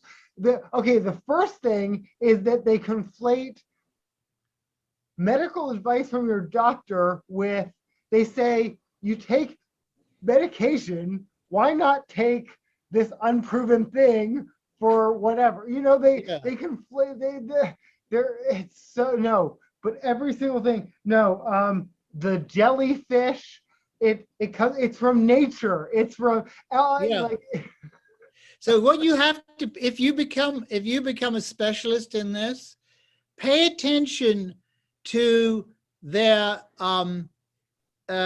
occupations when they announce their occupations, right. because they generally revolve around writing or public affairs or Oh, yeah, yeah. publicity. So they're kind of like guns for hire. They're in the PR. They're people who are in the PR world already, I think. They're But there are no tractor mechanics taking the job. but These are upper middle class, primarily upper middle class oh people. well, yeah. Oh yeah, But yeah, this yeah. stuff ain't cheap. Oh no, for sure. No, but here's what I love about, okay. Could an ingredient from a jellyfish really improve your memory? Our scientists say so. Not, I mean, it's all just like, I mean, our scientists say so, but Our scientists say so. who are your scientists? And then very small, this statement has not been approved by the FDA. Like, What's the definition of a scientist anyway? well, okay. Do you have to have a degree to be a scientist, or a kit? There are toy lots science of kinds of, okay, so kit. there are data scientists. So if you work for a marketing company and you study, You're a data scientist. then Yeah. you're a data scientist. Then exactly the people who you were just mentioning, those are scientists because they work for marketing companies and they study. If you look at a chart, then you're a scientist because you study data. Yeah. Data is science and science is data, and Yeah. it's all relative. No, I looked into this too, and you're right. It's all BS and it's all nonsense. It's all, Yeah, but it's a big money maker. but it's a big money. Someone's buying this stuff and someone's they're selling it. Yeah. Yeah. So Okay. what are you up to? What are you doing? No, I'm not up to anything. So Tam's Tale. Okay. So the graphics, I couldn't get the pictures. I got the sketches. You got sketches? No, I did not. I got files that said they were sketches, but they were in a format that you couldn't open it. Okay. Yeah. I'll work on that. Okay. But they're not, yeah, okay. Because, yeah, okay. But I want to see, no, I want to see the sketches. I want to, yeah. No, I got some new ones. I think I have to, I think I know how to do it. I turn them into PDFs. I know how to do it. Into whatever. Yeah, no, just a rate. Yeah. Yeah. Okay. Question. And you're the art dealer. Yeah, they say so. Are maps art? Maps no, that was, maps art. Our maps art. Is map. Okay. And the greater context is there is a Twitter account called Room Rater, and they tend to rate everyone's environment. I would be very curious about your environment. Generally, people who are on visible public platforms, but their backgrounds, and it's in their home environments, and they rate what is the art in your background, what is your lighting quality, what are the plants, Yes. what is, it's called Room Rater, and they rate your room. They rate I thought of this a long time ago. Okay, but it exists now, and someone's doing it. And sorry, they stole it out of my head. Yeah, no, yeah, okay. And so the two things they used to really emphasize most was lighting quality and actual art, and now it's plants and well, I guess actual art is fine. Mirrors are fine, but are maps art? I guess is my question to you. Well, I would say they're certainly legitimate collectibles. Yes, Legitimate collectibles, I would say certainly. they're I mean, decorative. is it printed or handmade? I mean, Uh-huh. Okay, I, so okay, well, I mean, if you can recall, not this home, but my previous home, the apartment I lived in for 10 years that you visited yes, a yes, lot of times, there was a world map. I yes, was mostly there for educational purposes because I was raising a child. yes, There was a New York City subway map, and that was mostly there for emotional bonding yes, purposes, yeah. but in New York City Okay, subway. yeah. So no map in my mind, well, but also this was the corridor to get in and out of my home. This wasn't where I spent a lot of time. I didn't hang any art here because But I you was looked at it, or you looked at it every day. but it was also where I looked at every day. No, so yeah, no, this is a both and thing. I don't consider maps art. I know my answer is no. Maps aren't art, but maps, well, again, if they're hand drawn, I all think the things you said. I think a good map on the wall is better than most art I see on Zoom, or not on Zoom, but on, NFTs. well, what I would like to do, I would like someone to do for me is to do a survey of the pundits and politicians Oh, who speak from their kitchens. Because when they speak from their kitchens, they always have a plant or flowers in the background. yes. Oh, And yeah. the kitchen is clean, right? So I want to know if these are sets that their producers, in other words, It is. It's that, all produced because it's to make you feel. Because I can tell you this because I work from home. 6 months to a year from now, start shooting from your kitchen, but make it feel homey. Like, I mean, I got guidelines to like how to do this. oh, you did, okay, I yeah. refuse to do it, but I have. I'm more fascinated now by the people without guidelines, right? But no, but They're more interesting. well, no, okay, that's a whole thing. The work from home and who I mean, well, I'm sure there are books already coming out, but magazines articles, but then what paywalls are those? Because those magazine articles, and actually most of the magazines are on New York Times or Wall Street Journal. Those are the two who publish articles about working from home and Yeah, yeah. where plants and where you should put your plants. But Yeah. if you don't have that's a paywall. And like, I mean, again, I feel very, yeah, no, I feel I work from home. I have for several years now. I feel it's a luxury. You go into the city you go into your office more often than I do, and Oh, you yeah, are more vulnerable than I am. yeah. I do Zoom from my office and I do Zoom from home too. And Yeah, well, no, and that's true too for me. And I go into But- my office, but you go into Yeah. your office more often than I do, and your commute is longer than mine is. Yeah, mine's very long from here. How is it go? How's the traffic? How is the? It'll be okay. I'll take the bus in. Next weekend we might not talk. I'm not sure. We got to pick up Beatrice and take her to New Jersey to look at an apartment. She's going to live. She's got a job she'll be working in New Jersey, in Raritan, New Jersey. And So, where? Raritan. Okay. It's kind of middle. I'm thinking. No, I know. Okay. My mom's birthday's coming up. I've never. Okay, no, New Jersey. That's okay. Yeah. Okay, no, that's fine. We will. Yeah, we may not connect next week. Offices, work from home. Jitney. Okay. Mask mandates. Okay. Literally yesterday in Washington, they just ended all mask mandates, except of course public transit, which still is the one place I was considering visiting New York in May, but if Right. airlines are not going to, I am not getting on a plane with people not wearing masks.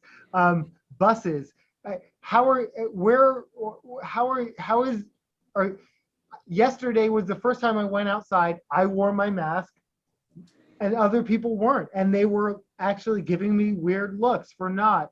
At In least New until York, people, it looks like a diminishing number of people, including me, are wearing masks outside, right. but some still are. And indoors, just not at all. Well, in taxis, taxi drivers and drivers, in subways, in buses, you're still required to wear It's a mask. required. It's a, yeah, no, transit. It's a But requirement. I'm not sure about, I'll find out about restaurants next week because I think it's there are no mandates anymore. It's all optional. And I don't want yeah. to live in that world. I mean, I'm not No, there you're yet. right. I think you're absolutely right. I don't either. Yeah. I mean, I'm not sure I would, I have no, I can't, I'm not going to fly until long after I've had my hip operation, but Oh yeah. Yeah. that'll be in September. So I don't know what it'll be like then. But right now, don't think I'd get on a plane where nobody was wearing a mask. How is your hip doing? How are you feeling? It comes and goes. I mean, Yeah. this Yeah. last Yeah. week, Yeah. everything was fine. And then suddenly I'll have a day where I need a cane, Right. No. Right. and Yeah. it'll be Yeah. painful. No, So it's like most of the time it's fine. So, but it's not worth continuing the times that it's not fine, if you know what I no. mean. Yeah. Yeah. Because they may increase and that it's not much fun then. So no, but it's if I do my exercises, I'm Yeah. okay. It was a bit, I was watching this TV show where they had the detective, English detective. He was probably in his 50s, and he goes to visit his father's just died. And he goes to visit his father's grave, and it has my dates on it, 1945 to No. 2022. No. I know. No. I thought, my God, that's no. I said, Yeah. I don't want to see tombs with my birthday year on it. No. I mean, Okay. I did. Okay. I got Copper. I find so I can. oh, good. I can catch up. I have both seasons of Copper on DVD. Oh, that's very good. Yeah. Yeah. Yeah. Yeah. I'm glad it has 2 seasons. I'm just about ending the first season. Right on. His Irish accent tends to come and go, but other than that, who it's is all the right. actor? Is he Australian? What is it? He's from Manchester or somewhere. Oh, probably. yeah. You're not Irish. Oh, okay. Okay. So you mentioned New York City cannabis. So it's legal now, or it's becoming legal? It's not only is it legal, but you can only get a license if you were busted. No, but that's not funny because, well, here's the thing. That was what they promised here. And actually, that should be true. Because No, I agree. Right, I no, just right, think right. it's kind of amusing. But it never happened. In actuality, those people still end up going, people of color who should have been, still end up going to jail. There are still people in Washington State serving, because 3 strikes laws from the 80s and 90s. No, I know. Serving marijuana for marijuana in Washington State. And and rich white people ended up, and out of state corporations, both here and in Denver, and I'm sorry, not Denver, that's not a state, Colorado. Washington and Colorado were the first 2 states to legalize marijuana recreationally. Other states had it for medicinally, yeah. And it was 2012. So we're now going on 10 years, and we can do all the studies, and I'm sure all the studies will come out. But yeah, no, all the promises of all the promises were broken, and but here's the interesting thing. I mean, all the I don't know. In any event. But they have photographs in the Times of of people now in Washington Square Park with very elaborate tables and, I mean, you know, setups, outdoor setups Okay, selling. good. I mean, okay, good. Because that kind of like grassroots, like getting, yeah. I mean, here's what happened here. We had a very actually robust and positive medical system. I actually voted against legal marijuana in Washington because I was part of that system, and they said they warned us it would shut that down, and it did. And people who had worked here for 20 years, people who had set up, people who owned shops, like actually owned leases, and like all got shut down in favor of a recreational, and then it like, and then new people swooped in, like everything that they promised wouldn't happen did. So I hope they do it right in New York State. I hope 10 years on, they, you know, they rolled it out the right way and do. That being said,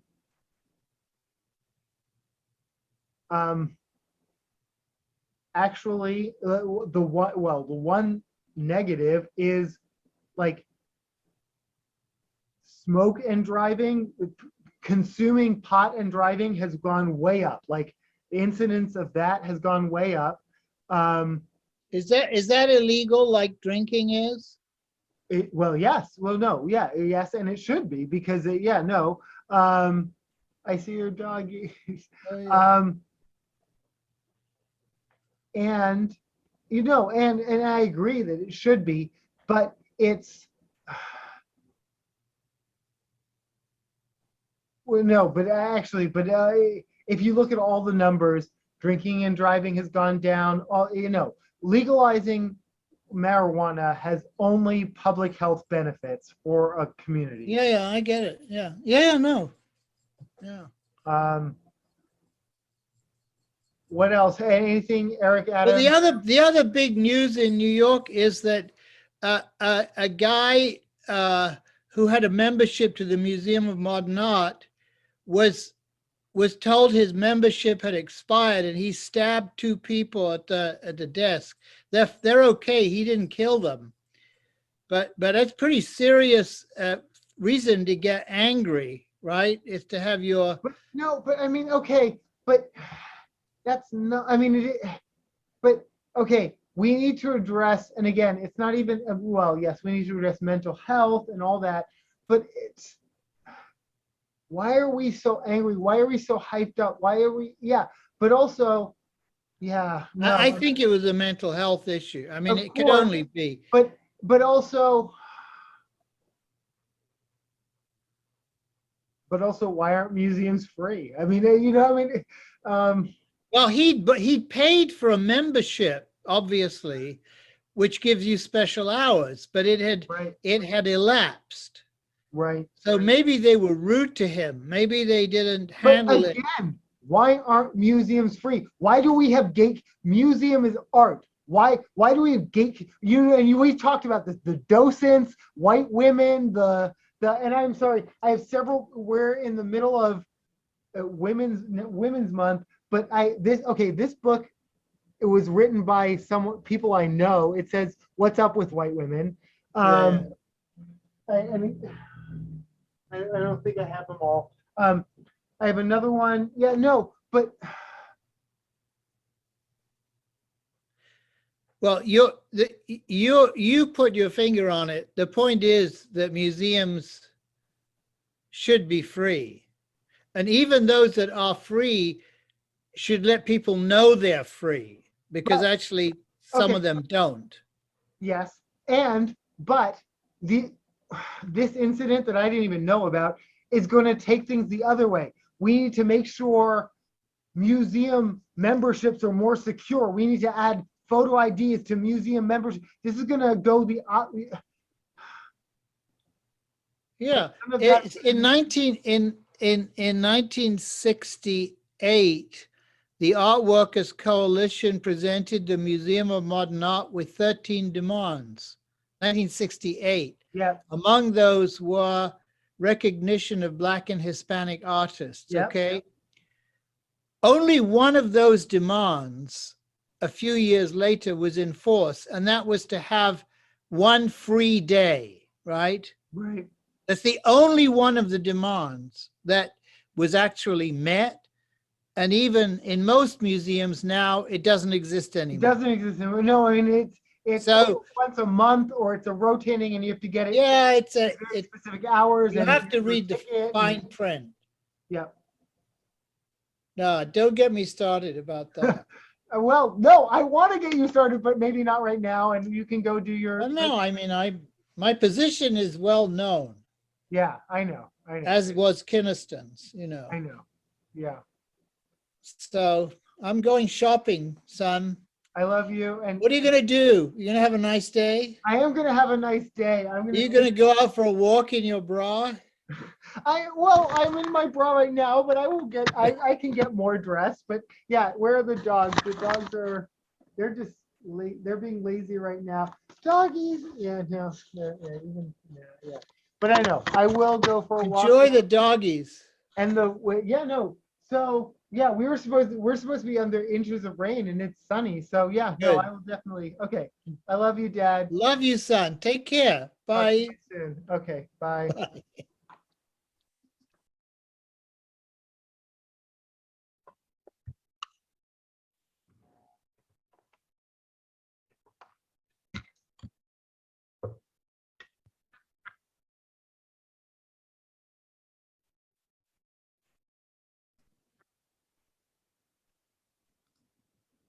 Hey, Hey, Dad, how are you doing?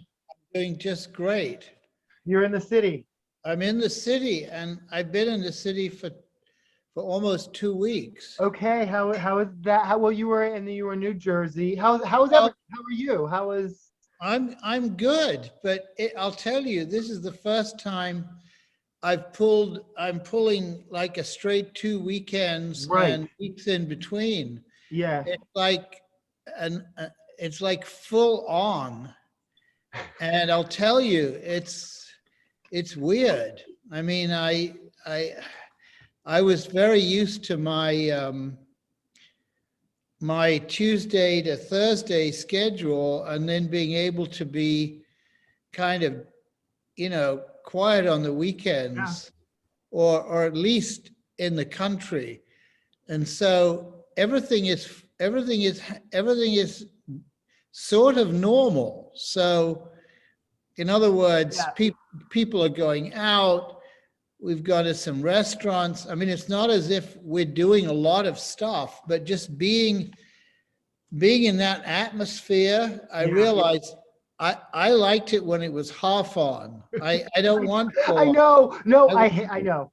Uh, Does that make any sense? oh Like, yeah. And I mean, I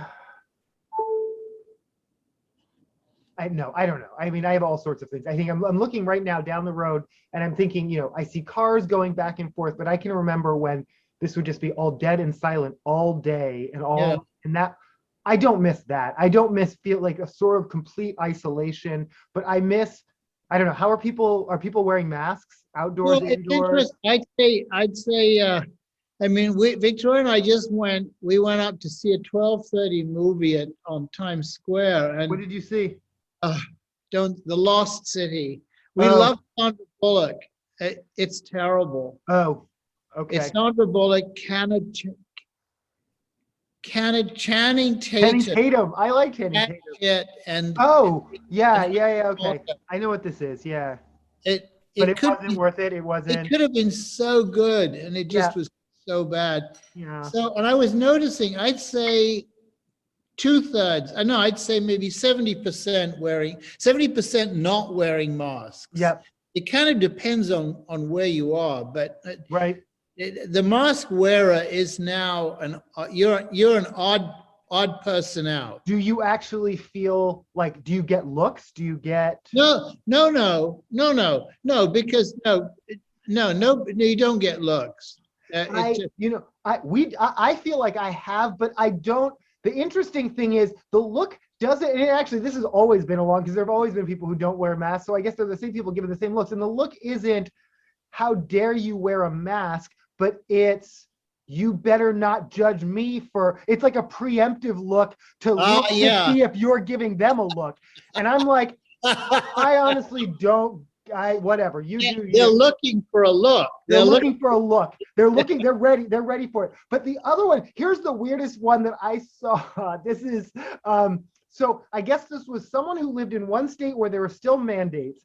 They had actually gone out of their way to go to another state where there were not mandates. Their server, which is often the case, regardless of mandates or not, your servers or the people who are still wearing masks, and that's often for the comfort of customers. Their customers come in, even if the customer is not wearing a mask, they want the people serving them. I mean, there are studies on that, this is the reality we're in, and but they wrote in the tip line, I was looking for a sense of normalcy, and you ruined that. No tip. So because they were wearing a mask. Because they were wearing a mask. So, I mean, so first of all, now not only am I as a server responsible for bringing your food and bringing in timely and all that, I'm responsible for holding your emotional delusions. You're acknowledging it's not reality. I was looking for an escape from reality, and you didn't let me successfully escape from reality. And that's your job, and that's why I'm not tipping you. So well, I'll tell you, yeah, we're responsible for the world's feelings too. Well, I guess. Well, Ted Cruz. Cruz. I have so much to say about that, but yeah. Well, I think you can't out yourself any more as a racist than they have. I mean, well, you can't out yourself any more at not being able to understand the text of a children's book, because everything he stood there and forced a grown Harvard graduate to calmly explain to him is actually explained in a book for babies that he had in his hands. If he could understand it, if he could, but he's nowhere near a place of understanding. And then I love Ben Sace just saying, a lot of this is people just playing for cameras. They don't act like this when the camera's here. He didn't say he's, not naming any names, but he just said a lot of this just feels like, it is. They're just grandstanding they have their 30 minutes on C-SPAN, and they'll take it to talk about whatever they want. And that's also what's evident, that they don't take this seriously. They don't take their job seriously. They don't take, it's all social media. They're creating content for their primary election commercials, basically. No, that and the 30-second clip on Sean Hannity and Fox News and all that, that's all. That's it. That's all that matters. Yeah. So, but she will be confirmed. Yeah, she'll be confirmed. Let them go through all this nonsense. Now, if we can get Clarence Thomas off, because I don't see that. I don't see that as I see that as a non-starter, but I do see. No, he won't. You can't. You can't get rid of him. He won't. If you can get him to recuse from anything related to, not even that, he's going to push back. He's really. I don't. He will push back. I don't think he's a very. I don't think you're going to get anything from him. I think he's. Not without a strong fight, and I don't think they're. I agree with you. Unless he has a health issue that. Right. He's there. He's like he's not going anywhere. So this is what I heard, because we went out, had dinner with a friend of mine, Heyman Chong, who's here from Singapore, and Kichi Wong, who's here from Hong Kong, and another friend, Indian dealer who lives in Berlin. Anyway, so this was a big night out. They were all in town. It was a coincidence. And Heyman, he's pretty crazy, but he said, we're talking about, he said people in Taiwan were so upset that they couldn't fly during COVID that they were going to the airport and eating they would eat meals in the planes. No, okay. This actually, and in Europe, they were there, and I think actually Las Vegas, some private jet, you could just take flights in the air. Well, he and then also land. said people were doing that. You They understand? would- Like an hour in the air is like driving your car around the earth continuously for 10 years. Like literally the waste of gas, but and again, to preserve your emotional, like, I mean, but I guess if you have the money. I don't know, because Those jet I companies came back. the pilots needed the practice. Actually, they need a certain number of hours monthly anyway. There's actually a logic to Well, all you of it. think it, you believe it, right? I don't know. I don't believe. I think it's fine because I think no. Because I told Joyce, who works with me, is from Taiwan, although she hasn't been there. Right. And I told her the next morning, and she just couldn't stop laughing. She didn't believe it, actually. But maybe he said people were paying just to go up and come down. Yep. And Yep. people were paying $200 to go in and eat a really shitty in a airline tray meal. with a yeah. But I mean, Paying to isn't that stand kind online to go through security, of masochistic? I but, mean, but not to go anywhere. I mean, I can understand it if you're if you live in a relatively small Asian country and you're used to constantly traveling and Sure. hopping Yeah. from Yeah. Taiwan to Singapore to Yeah. Tokyo to whatever, because they're not long trips, Mhm. but because you, Yeah. yeah, so I guess, but it would be like me going and sitting in the car, right? But And no, which I've done in the pandemic. I had nostalgic commuter, I got used to driving every day. And then, oh wow, I don't sit and listen to NPR anymore. And it's, yeah, I don't know. Actually, when I had my my program meetings on Saturday morning, next Saturday we're going back live, which is going to be a huge deal. Oh wow, yeah. But usually because I want privacy, I've been doing them from the Jeep in the driveway. Yeah. So yeah. So tell me about you. How's it been? Well, speaking of Jeeps, I've already had a roller coaster of a day. I've almost bought 2 vehicles, but I'm still on that. You've almost bought 2. Wow. Well, no, I not bought 2 vehicles. I almost bought 1 vehicle and then that fell through. And then I almost, I was looking at a Ford pickup truck. It was not too good to be true. It was the type of deal that was exactly good enough to be true. That wasn't a scam. I could tell. I actually almost thought I should go tonight. It was in Lakewood, which is like, I mean, it would have been hours away. I wasn't in the mood for that, but I said, I'll check in with you in the morning. And he said, fine. And then in the morning it was sold. And so that was, that was fine. Then I ended up looking into this Jeep, which turned out to be a scam, but I could tell that was, I mean, I've done a lot on Craigslist. And so I kind of preload, like I say, oh, wow, this seems too good to be true. I bet you're getting a lot of offers. And then either that is a red flag for them. Oh no, this person's too suspicious. I'm just, I'm going to go for suckers. What is the scam? I mean, okay. So, all right. So she had a Jeep. There are pictures of a Jeep that could be any Jeep that you pulled off of the internet anywhere. Yeah. It's a 2007. It's an automatic.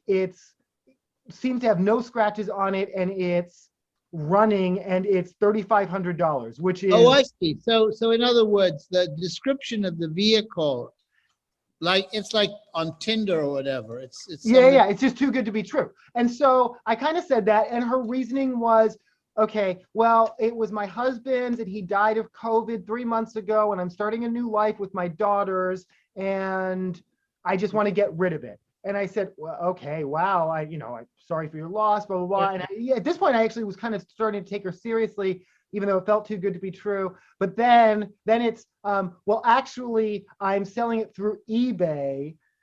And I said, okay, I happen to have been using eBay for 20 years. And that's when the communication stops, because she was trying to say that it was a private sale through eBay, which there is no such thing. And I was like, nice, so at that point, they usually just stop communicating with. I'm assuming they're sending the same email to a number of people, and whoever continues to buy it, that will get. But do they want to get a deposit or something? I mean, what's the? Well, yeah, she's claiming that Yeah, you pay in advance, but I don't get the money. But this eBay, which Oh, wouldn't I be see. eBay, So it it, would be some other third. I said, send me a link. If it's through eBay, send me a link. If there's some private sale through eBay, I've never heard of this. Send me a link. But then yeah, so in any event, the quest goes on. I think so. The Jeep, I finally, so I had, I'm going to sell it. I am because it doesn't make sense. It has all these aftermarket parts. It has all these. It doesn't make sense to basically convert it back into a street-ready vehicle when it's perfectly set up for someone who wants to off-road in it. That just doesn't happen to be me. oh, I So see. I should So, sell it to. so the Jeep that you bought it works. I mean, Oh it's, yeah, no, it works. It's great. It's just, but it's, I mean, and it's street legal, but the tires are too, it's not for driving around town. It's not a commuter. It's not for going to oh, the I see, I office. see. It's for, it's for getting to the off road, but then really taking it out on the So trail. you could get your money back on that? I'm pretty sure I can get my money back, if not more, only because of how the used car market is right Yeah. now. But even if I get my money back, or even slightly less, once you factor Yeah, in, I realize, doesn't matter. because I had to get the title and I had to have it towed. I Yeah. mean, I might get it as a slight loss. Whatever. I think the whole process was a learning experience. Good. It wasn't a mistake to buy it, but it was a learning experience. I'm not sure what the lesson was yet, but no, I am part of the Jeep community. I can say I own a Jeep, but that enough has been, I don't know. It's Okay, been my, good. All right. but Yeah. so yeah, we'll see what vehicle I own. I'm looking more at pickup trucks right now, but I don't know. And the Prius, I'm just going to give away. The Prius, I'm going to donate. Yeah. We looked, Beatrice bought she bought a Honda CRV or something. Oh, I was looking at one of those. Huh. How does she Bought a like it? new one. Yeah. I gave her the deposit Mhm. and she can afford it's a lease. It's a lease Yeah, actually. yeah. She's leasing it and she can afford it. She can afford it. And it's good. I mean, it seems like a good car. I mean, it's Yeah, no, they're safe. No. it needs to be up high a bit, higher. Yeah. You I mean, know, that's one of the things that I do miss. I love the Prius. I love, and especially as with gas Yeah. goes going, prices going up, it wouldn't be the perfect vehicle now, except the catalytic converters are too tempting to thieves, and I don't want to deal with that anymore. Yeah. I like the efficiency, but I don't like being low to the ground. I miss driving a van or a truck or something where you're just a little bit higher off the ground. I couldn't. If I have a rental car, I feel like my bottom's on the road. I'm sitting. Yeah. Uh, But so no, so I'm not paying more than $4,000. This is really a vehicle that's got to tide me over for a couple of years, because I'm still on the waiting list. Much as I hate Elon Musk, I'm still on the waiting list for a Tesla Cybertruck. And so that's an Cybertruck. it's an all electric vehicle. Oh, okay, but it's a truck. Yeah, and I don't even know if they're actually in production yet, but my waiting list isn't until 2024. So I still have 2 years. Okay, fine. But I'm That's a good plan. That's a great plan. Yeah. And that will be my first new vehicle ever. Do you have a dealer near you? I mean, is there? I have no idea how. I mean, yeah. Well, yes. The dealer is in South Lake Union, downtown, near where the childcare I used to work at is. But the most popular dealer is on the east side, because most Tesla drivers are tech workers. There's a certain tech bro Tesla driver profile, and they tend to live on the east side. So that's the big Tesla dealership that, like, I don't know. In any event, I'm on a waiting list. I paid $100 deposit.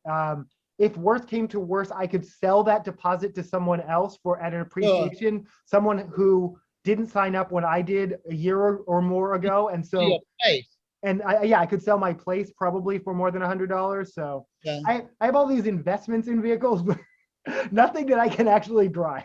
But in a couple of years, you may have your first new car. Yeah. Well, that's good. That's so positive. So so you were doing that today. So you're already. into your Saturday. Well, that was my Saturday, but then now, well, now that I'm not test driving a vehicle, I'm just day drinking and Okay. I see. but yeah. What Okay. does the rest of your Saturday look like? It's evening Well, for you guys. actually, uh, Are the it's dogs with you in the city? already 4:30. I'm gonna make a big trip to CVS, Hmm. 2 blocks, and it's a new CVS on 10th Avenue, which is well lit, and I know I can navigate it pretty well. Yep. Many items are not locked up because if I go Yeah, yeah. on the other direction to 7th Avenue, everything's locked up, Yep. which I guess has to do with the demographics. Yes. And that's, yep. Uh, You can even tell because you can tell what products they lock up. Sometimes like the Black and Latina hair care section has been locked up specifically, and you're like, no, yeah. no messaging here, no dog whistling here. But Well, the 7-Eleven on 8th Avenue, which is kind of small and L-shaped, yeah, almost everything on the short L, which the counter can't yeah. see, But even though there's and it's smoothies, always they all really all depressing, locked up. and it's all depressing household items. It's bleach and Tide and like things that don't even actually cost that much, and people don't steal out of.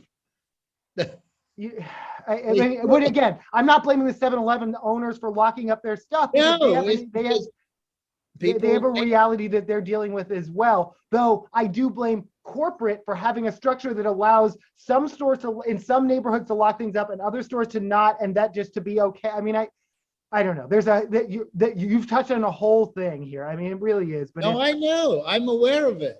also, we're now supposed to be boycotting Walgreens and Dwayne Reed, and I don't remember Yeah, why. So I'm glad to hear. I don't remember why, but I'm glad to hear you just shouting out CVS. So we'll say CVS is we'll give a okay. promo to CVS. Why Walgreens in Russia or something? Oh, no, this is older than that. No, but as far as who's still in Russia, I was keeping a list, and there's an organization you could look up. Okay. I've lost track. I don't think it's anyone you are, well, there's still like banks, it's oil companies, it's almost anyone with a public face or a consumer face is now out.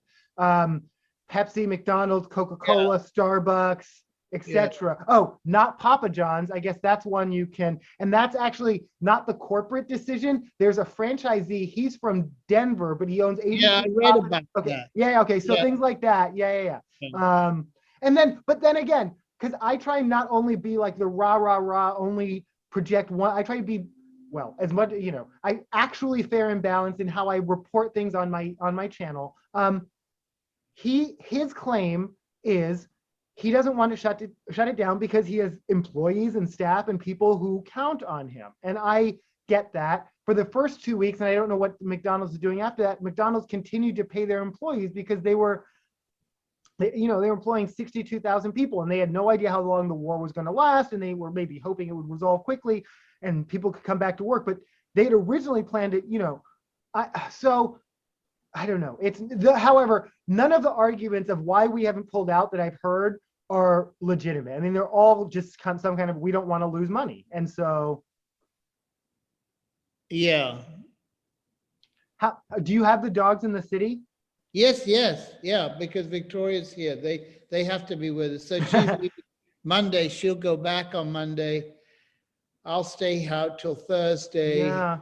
Go back it's on like Thursday. Almost 3 weeks. I don't know why we're lamenting it. It is your home. I mean, but you can. I mean, you live in East Hampton. That's your home. I mean, that's. Well, actually, my accountant told me just a couple of days ago that if I'm here less than 184 days out of the year, Yeah.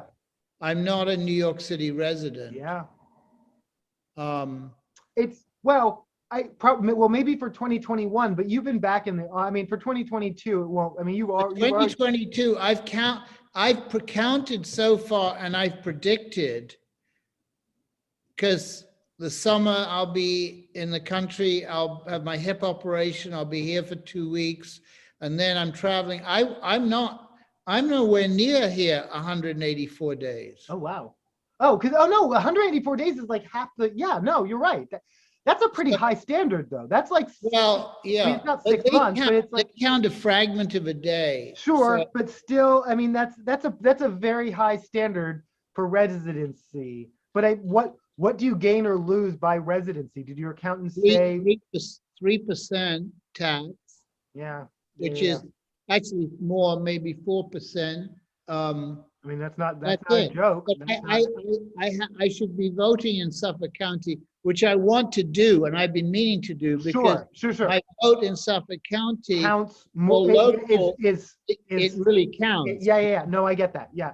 We're trying to shift the balance there. And So, so, yeah, no, I do a lot of advocacy work, and the legislative district I live in is all very, very, very liberal. And so when I get to meet with my legislators, they're all very supportive. They all know all the early learning issues, and that's great. yeah, But when I'm talking to other people, especially when I find out someone lives in a more conservative area, I really encourage, and that they don't have those views, I encourage them to really, you have an opportunity. Your legislator doesn't hear from you very often. They hear from NIMBY people who don't want their backyard, blah, blah, blah, but they don't hear from people who are supporting childcare and women and families and immigrants and blah, blah, blah. So yeah, your vote, you're right. Your vote counts more or differently. I mean, I'd rather be a resident there. Yeah, I mean, yeah.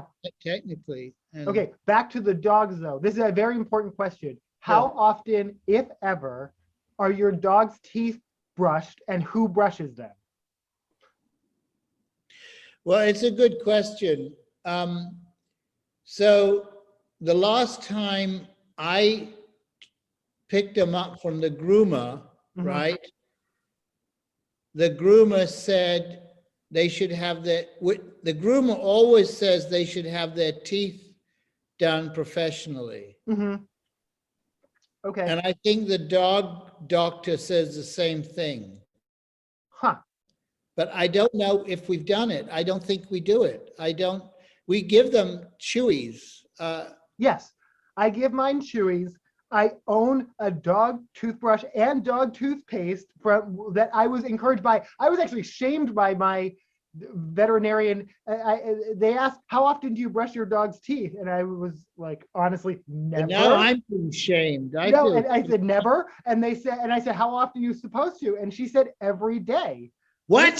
She said, at least no once a day. way. No. And again, this doctor, so this was a free clinic, and I felt she was shaming me for a number of things. She was shaming me about my dog's weight. Like, she literally like shouted across like a crowded room full of like dog parents. Yo, what?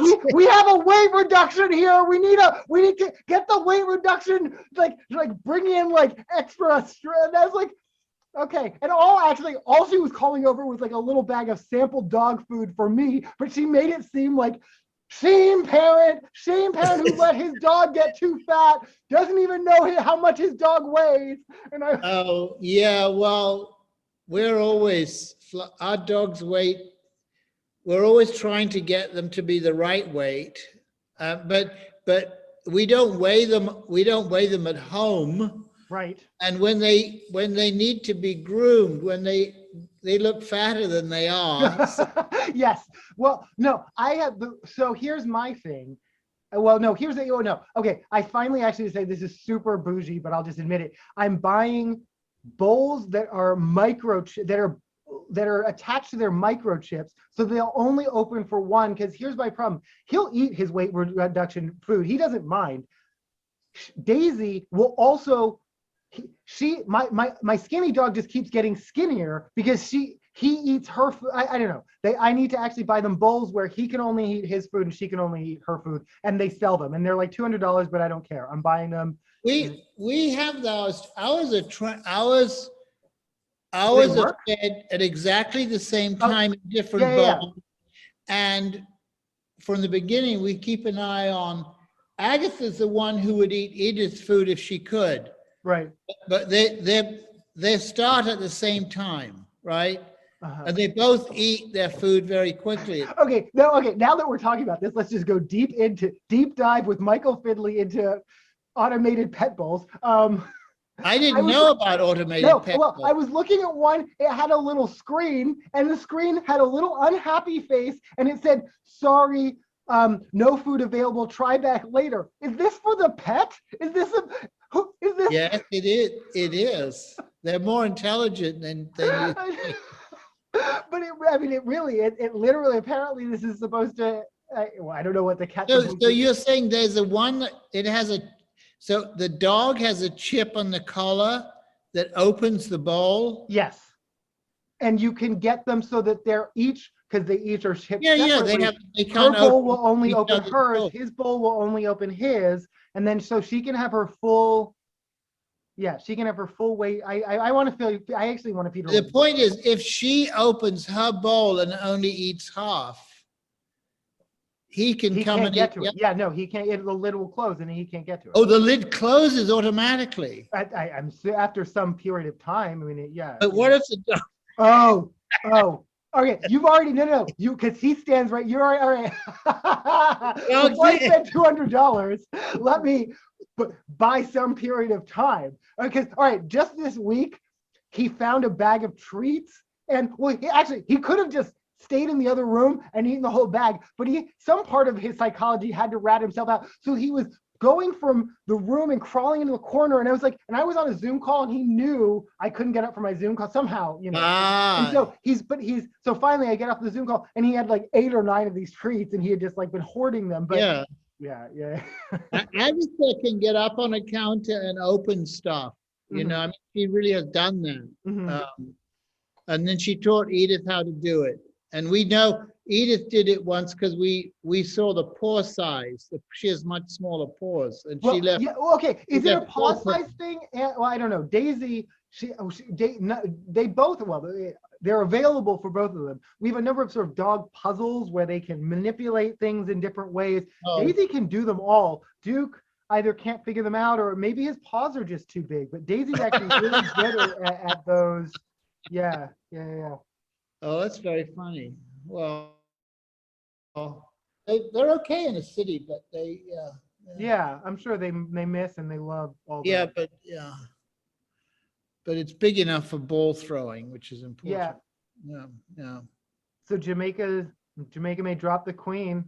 We were just talking about this. You were just Jamaica's dropping the queen? Yes, because we were just talking about this. You were like, we were talking Barbados about who still has her on the money and who doesn't. Barbados actually just dropped her in November and became a constitutional republic. This happens to be happening while William and Kate are visiting the region, and there are protests in all of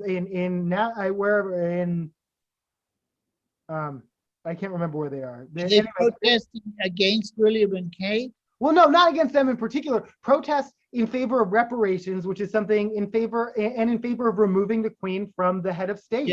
All these places, but not against them necessarily. But they're choosing their appearance, and they're coming. This is supposed to be the queen's platinum jubilee. This is her 70th anniversary. Yeah. Well, don't you think it would be decent to wait until she died, and then that would be an appropriate time?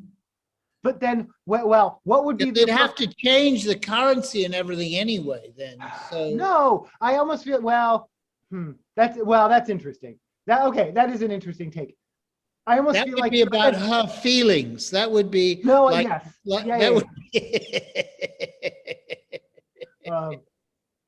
No, and every time we talk about the queen and her feelings, I always think she has her swans. And I'm sorry, that's my cynical take. You know, what? Her swans. Legally, she owns all the swans in the United Kingdom. If you see a swan, it is her swan. She owns the sways of. Not all she owns. Well, right. No, she owns lots of land and things and dales and rivers. Yeah, no, she owns lots of things. But no, but okay. But wouldn't there have to be once she dies, wouldn't there have to be a respectful period? Now you have to leave her on your money for at least another X number of years, because it would be rude to do so now. A year. Yeah. A year.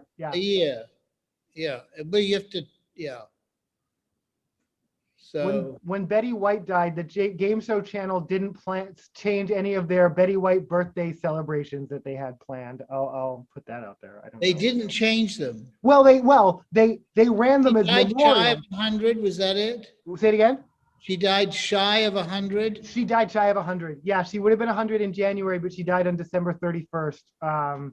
And her, so the game show channel had it was going to be a birthday celebration, and they still, of course, now they just hastily edited some more like memorial clips, but they still just ran it kind of as is, and like, I don't know.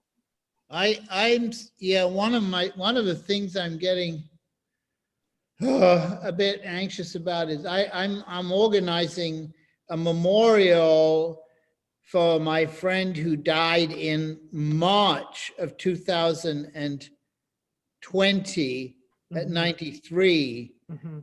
And he's given some drawings to the Morgan Library. So we're having the memorial at the Morgan Library, but they're basically giving me the space, and I have to do all of the organizing. Yeah. And the problem is that he, at his age, he kept all his friends in different address books and didn't use email.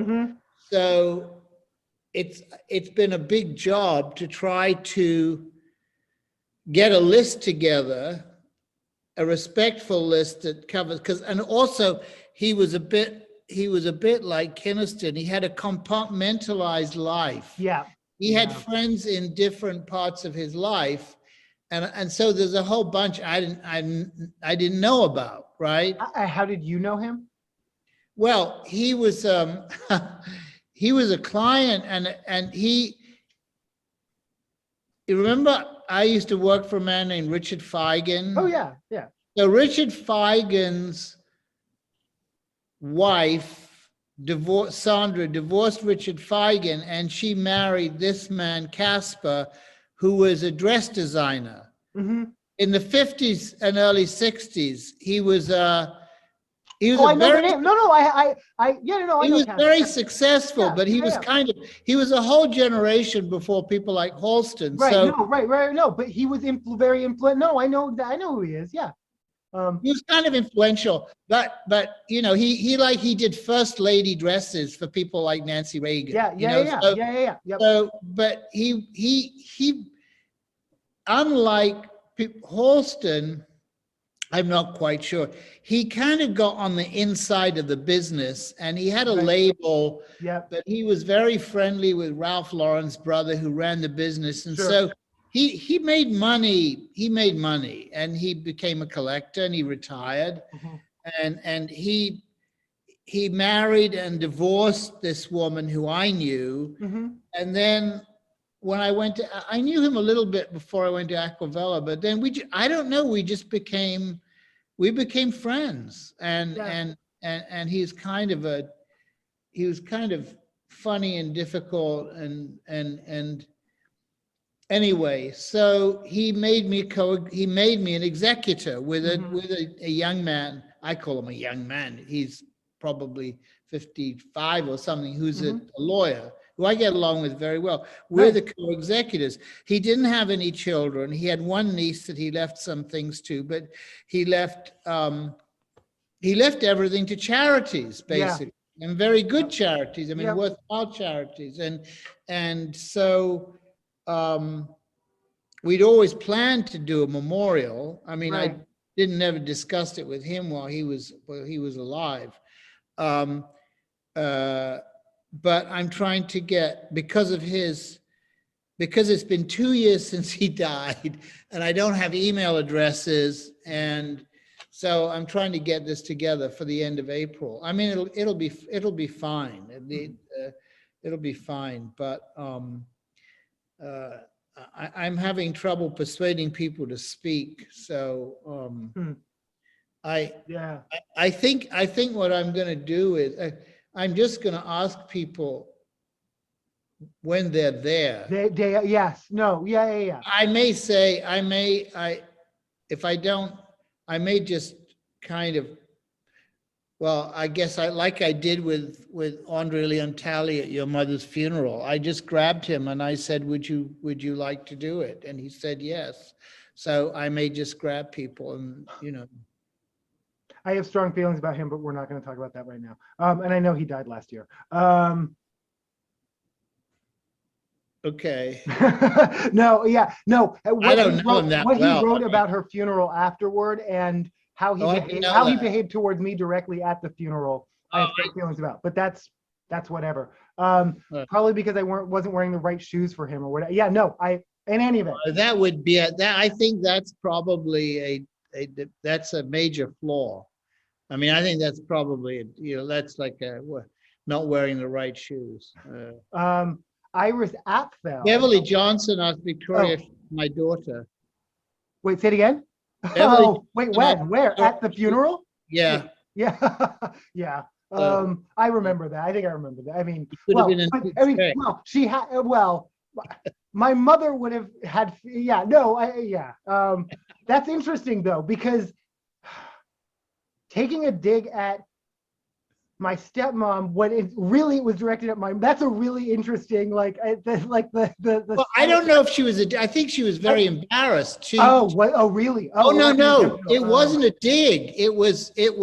Oh, well, if my mother could have observed and had an opinion, we will see what she would have thought, because Yeah, that would have been, yeah, they she have would their have, feelings in history. I think she would have liked that. I don't know. But no, I guess if I wasn't going to talk about it, if we are talking about it, Beverly Johnson definitely, while they were both still alive, both very carefully played the one of the first top model, always used that language. But once my mother died, Beverly Johnson was like, I was the first black top model. And that has been her language since. No, I know. It's very specific. And whatever. Your And mother didn't like Beverly. they hated each other. No, they hated each other. They So hate each other.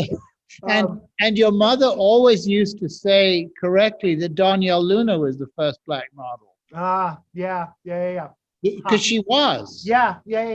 So, The nuances of who was the first supermodel, who was the first on a cover, who was I'm not fighting it. I'm not fighting it. Is that this is not my battle, but I get it, and and anyway. It's like who is the first art dealer in Soho? Mm-hmm. Yeah. No. Yeah. And actually, I was the first person Yeah. to open an exhibition. Yep. Now, Ivan Karp, he was the Dwayne and Reed. he's the Yep. Beverly Johnson Yeah. of Soho. Yep. He was 2 years after me and a lot of other people, Yeah. but he put up a big bronze plaque Oh. saying he was the first dealer on West Broadway. Right. So he managed to move. And because he was out and about a lot and he made a lot of noise, that morphed into first dealer in Soho. Yeah. It was clever. Oh, sure. No, it's, yeah. It was At least they know how clever. to brand it. But no, okay. Iris Apfel, we were talking about dressing the president. Iris Apfel, who did the president, she decorated for the president for years, but was known for her own personal fashion. She will be 101 in August. And again, we almost don't want to talk about it because I don't want Oh, she's the one with the she's the one with the round. glasses. Yes. No, yeah. She is still alive, and she will be 101 in August if God willing that, yeah. Can we talk about one more thing? If you do have time to talk about one more Yeah, thing? sure. We had sure. talked about that guy at the MoMA, and I hadn't read anything, so I don't know if Oh, my yeah. comments were, except we both accurately know, talk about mental health and whatnot, but there's another perspective. I have no idea. Do you know what's going on with that now, or? No,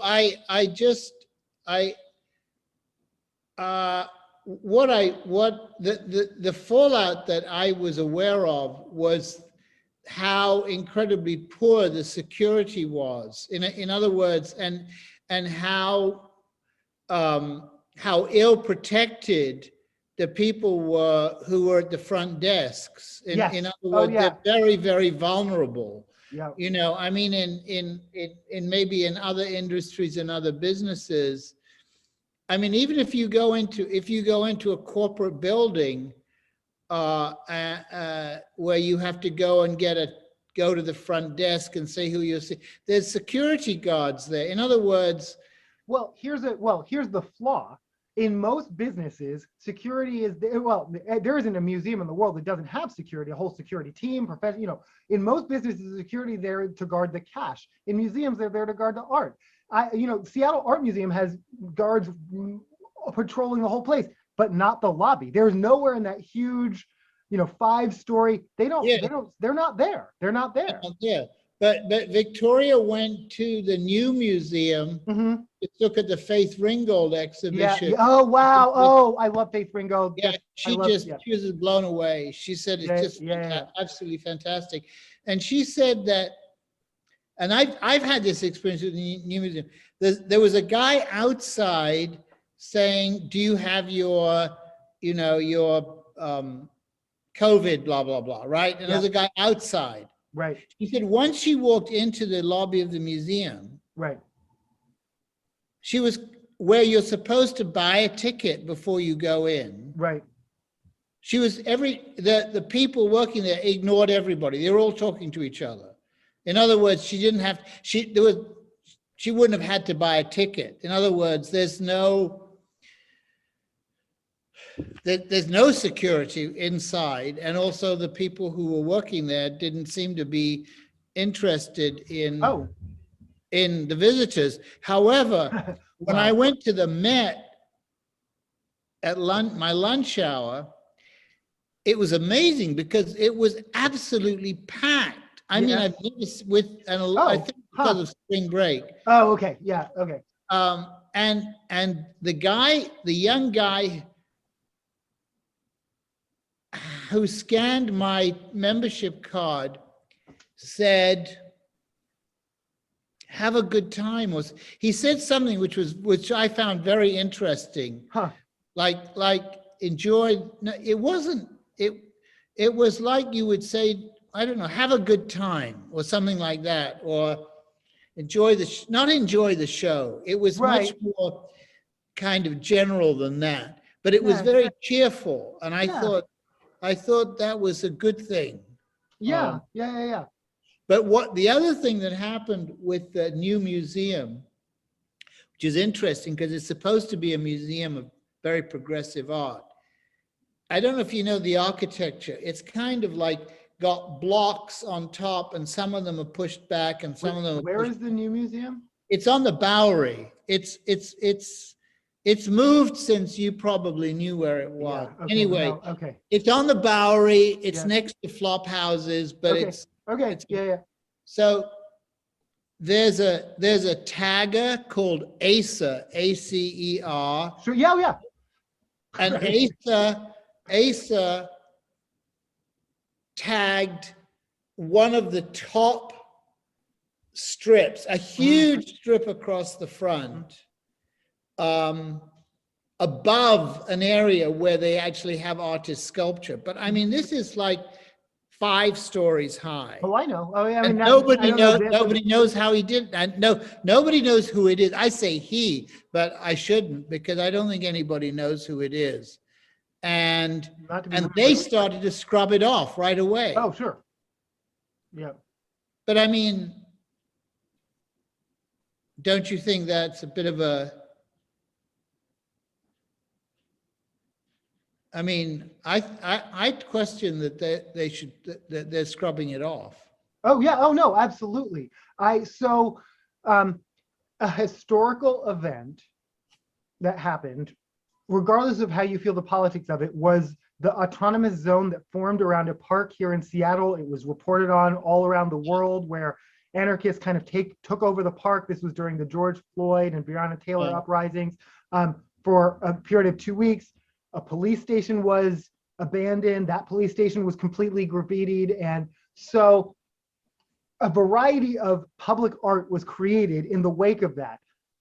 It got closed, the park got cleared. All that public art was immediately, I mean, it was being sandblasted at 7 a.m, but people were saying, while photographers, journalists were saying, wait, before you sandblast this is history. Yeah. Can we please can we just get an hour to document this? But that, the short sight of, if it's not legal, or if it's, but then again, that is also the risk of creating an illegal art, is that it's going to get bugged. No, I understand that. I bet of all the people who are mad about it, Acer is probably the least. Whoever they are, no, I don't think they are, they get it. They know, yeah. But the museum could have turned it around.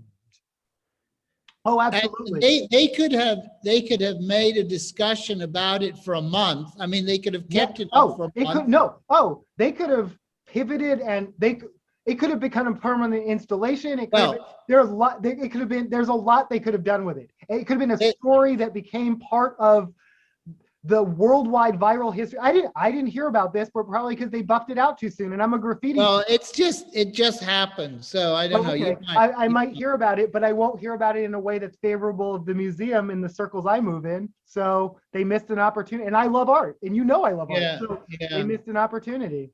So the Um, story like that is in probably late 60s.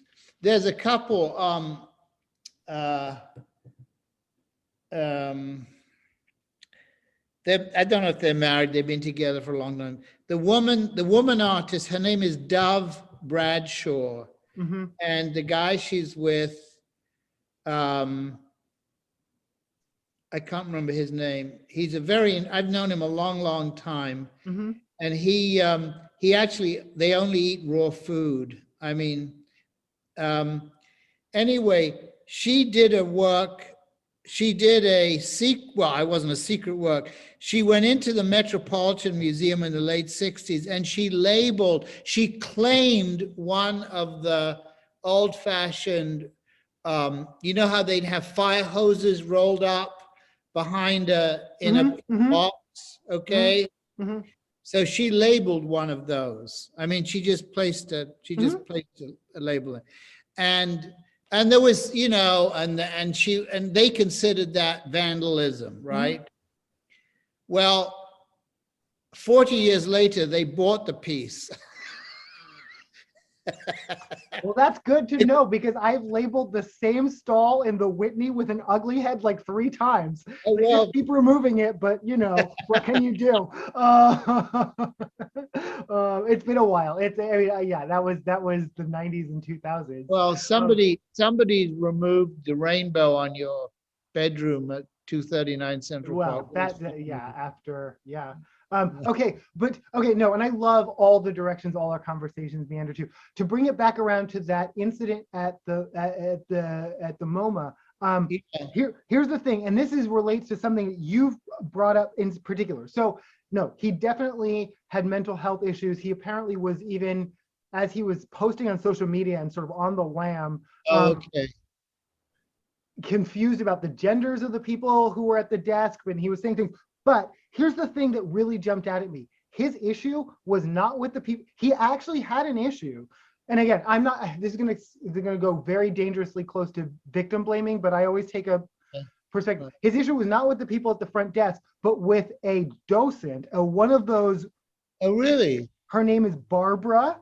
And okay, and this is his exact social media quote. And Okay. I don't want to promote, violence and people who promote violence, but this is, note to the catty biatches of the world. And literally it's spelled not bitches, but biatches, Beyotchs of the world. Words are sharper than knives. Then you get framed, evicted from the MoMA, not just the movies, all the art, by a bitter old woman who shushes you when you laugh at a comedy. She's the menace, not me. Ah, So it okay. was, so here are all the cross sections of that I understand. He was homeless. I know from in places where you have access to a movie theater card, and I know, for instance, dollar theaters in the summer when I lived in New York in the 90s, homeless people would just spend lots of period of time because it's indoor and air conditioned. I have no idea if that relates to this situation at all because this would have been January, but maybe it's because it's heated. They But said they kept saying he was a member. he was a member. No, that's absolutely true. He was a Oh, member. he had a membership But card. she had his membership revoked. But he's claiming it was because he was attending. She said, "This is his complaint. I am homeless, and again, I know he's mental. I know there's a mental health issue because he stabbed people. And this part seems very lucid to me. I am homeless. I spend a lot of time in the movie theater. This was a comedy and I was laughing. And then somehow that spiraled into her getting him ejected from the MoMA permanently. And that's what he was upset about. And again, You could specifically, see that. he all capped, not just the movies, all the art. And specifically, and this is the part that to me is so heartbreaking, he had been going every day to visit Starry Night. And what he felt was the fact that he was being denied ever getting to see Starry Night again, that's what triggered him. That's what sent him over the edge, according to him. Yeah, that's so interesting because the man who painted Starry Night had the same, not had weeks of going off the rails in the same way. I mean, getting paranoid. So to me, the issue is, this is somebody who actually has a disability in a sense, right? So if you had a docent, or you had somebody who was, for want of a better word, better trained or more aware, and they would have seen, maybe he was cackling loudly, maybe he sounded odd, maybe he was, but that they would have had the wit to understand how to talk to somebody like that, right? Right. In other words, and maybe they would just not have seen it as, maybe a different person would have not seen it problematic. And this is why I want to talk to you about it, because we've, long before this specific incident, we've talked about the demographics of who gets those positions, how they get those positions, and why they get those positions, and why those positions need to be opened up. That's kind of your soapbox. I'm surprised that the MoMA still has,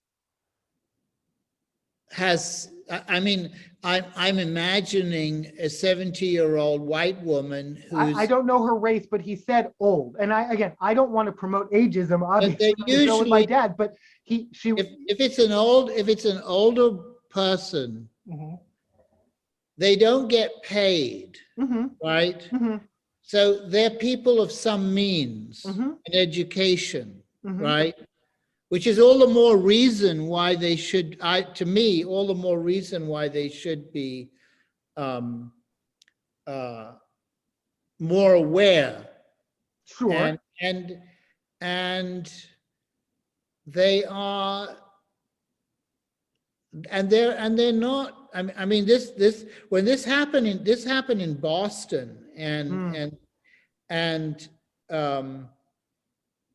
and they were all retired. I mean, they were volunteers, and they were asked. But then that's always the excuse, and this happens in schools now too, when increasingly an adult who is not officiated by the state, it's not a teacher, it's not an administrator, but some random person does something or says something to a child, because so many programs are volunteer run, but then that can't be an excuse. You either need to train your volunteers properly, you need to vet them properly, and you need to diversify the pool from which you draw, however you do that. And if that means paying them, or it does.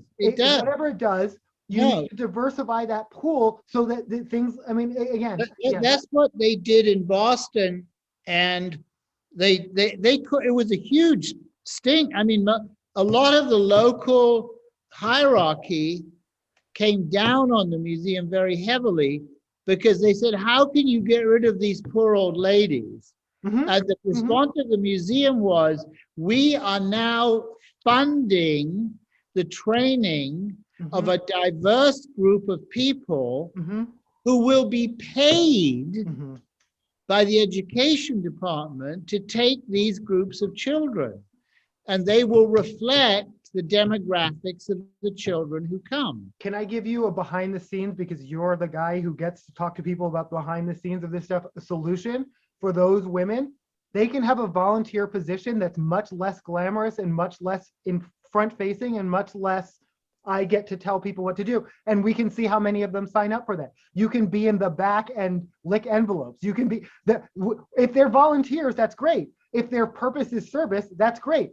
But if they're there just to push people around, we can find out who's who very quickly by offering them a different kind of volunteer position.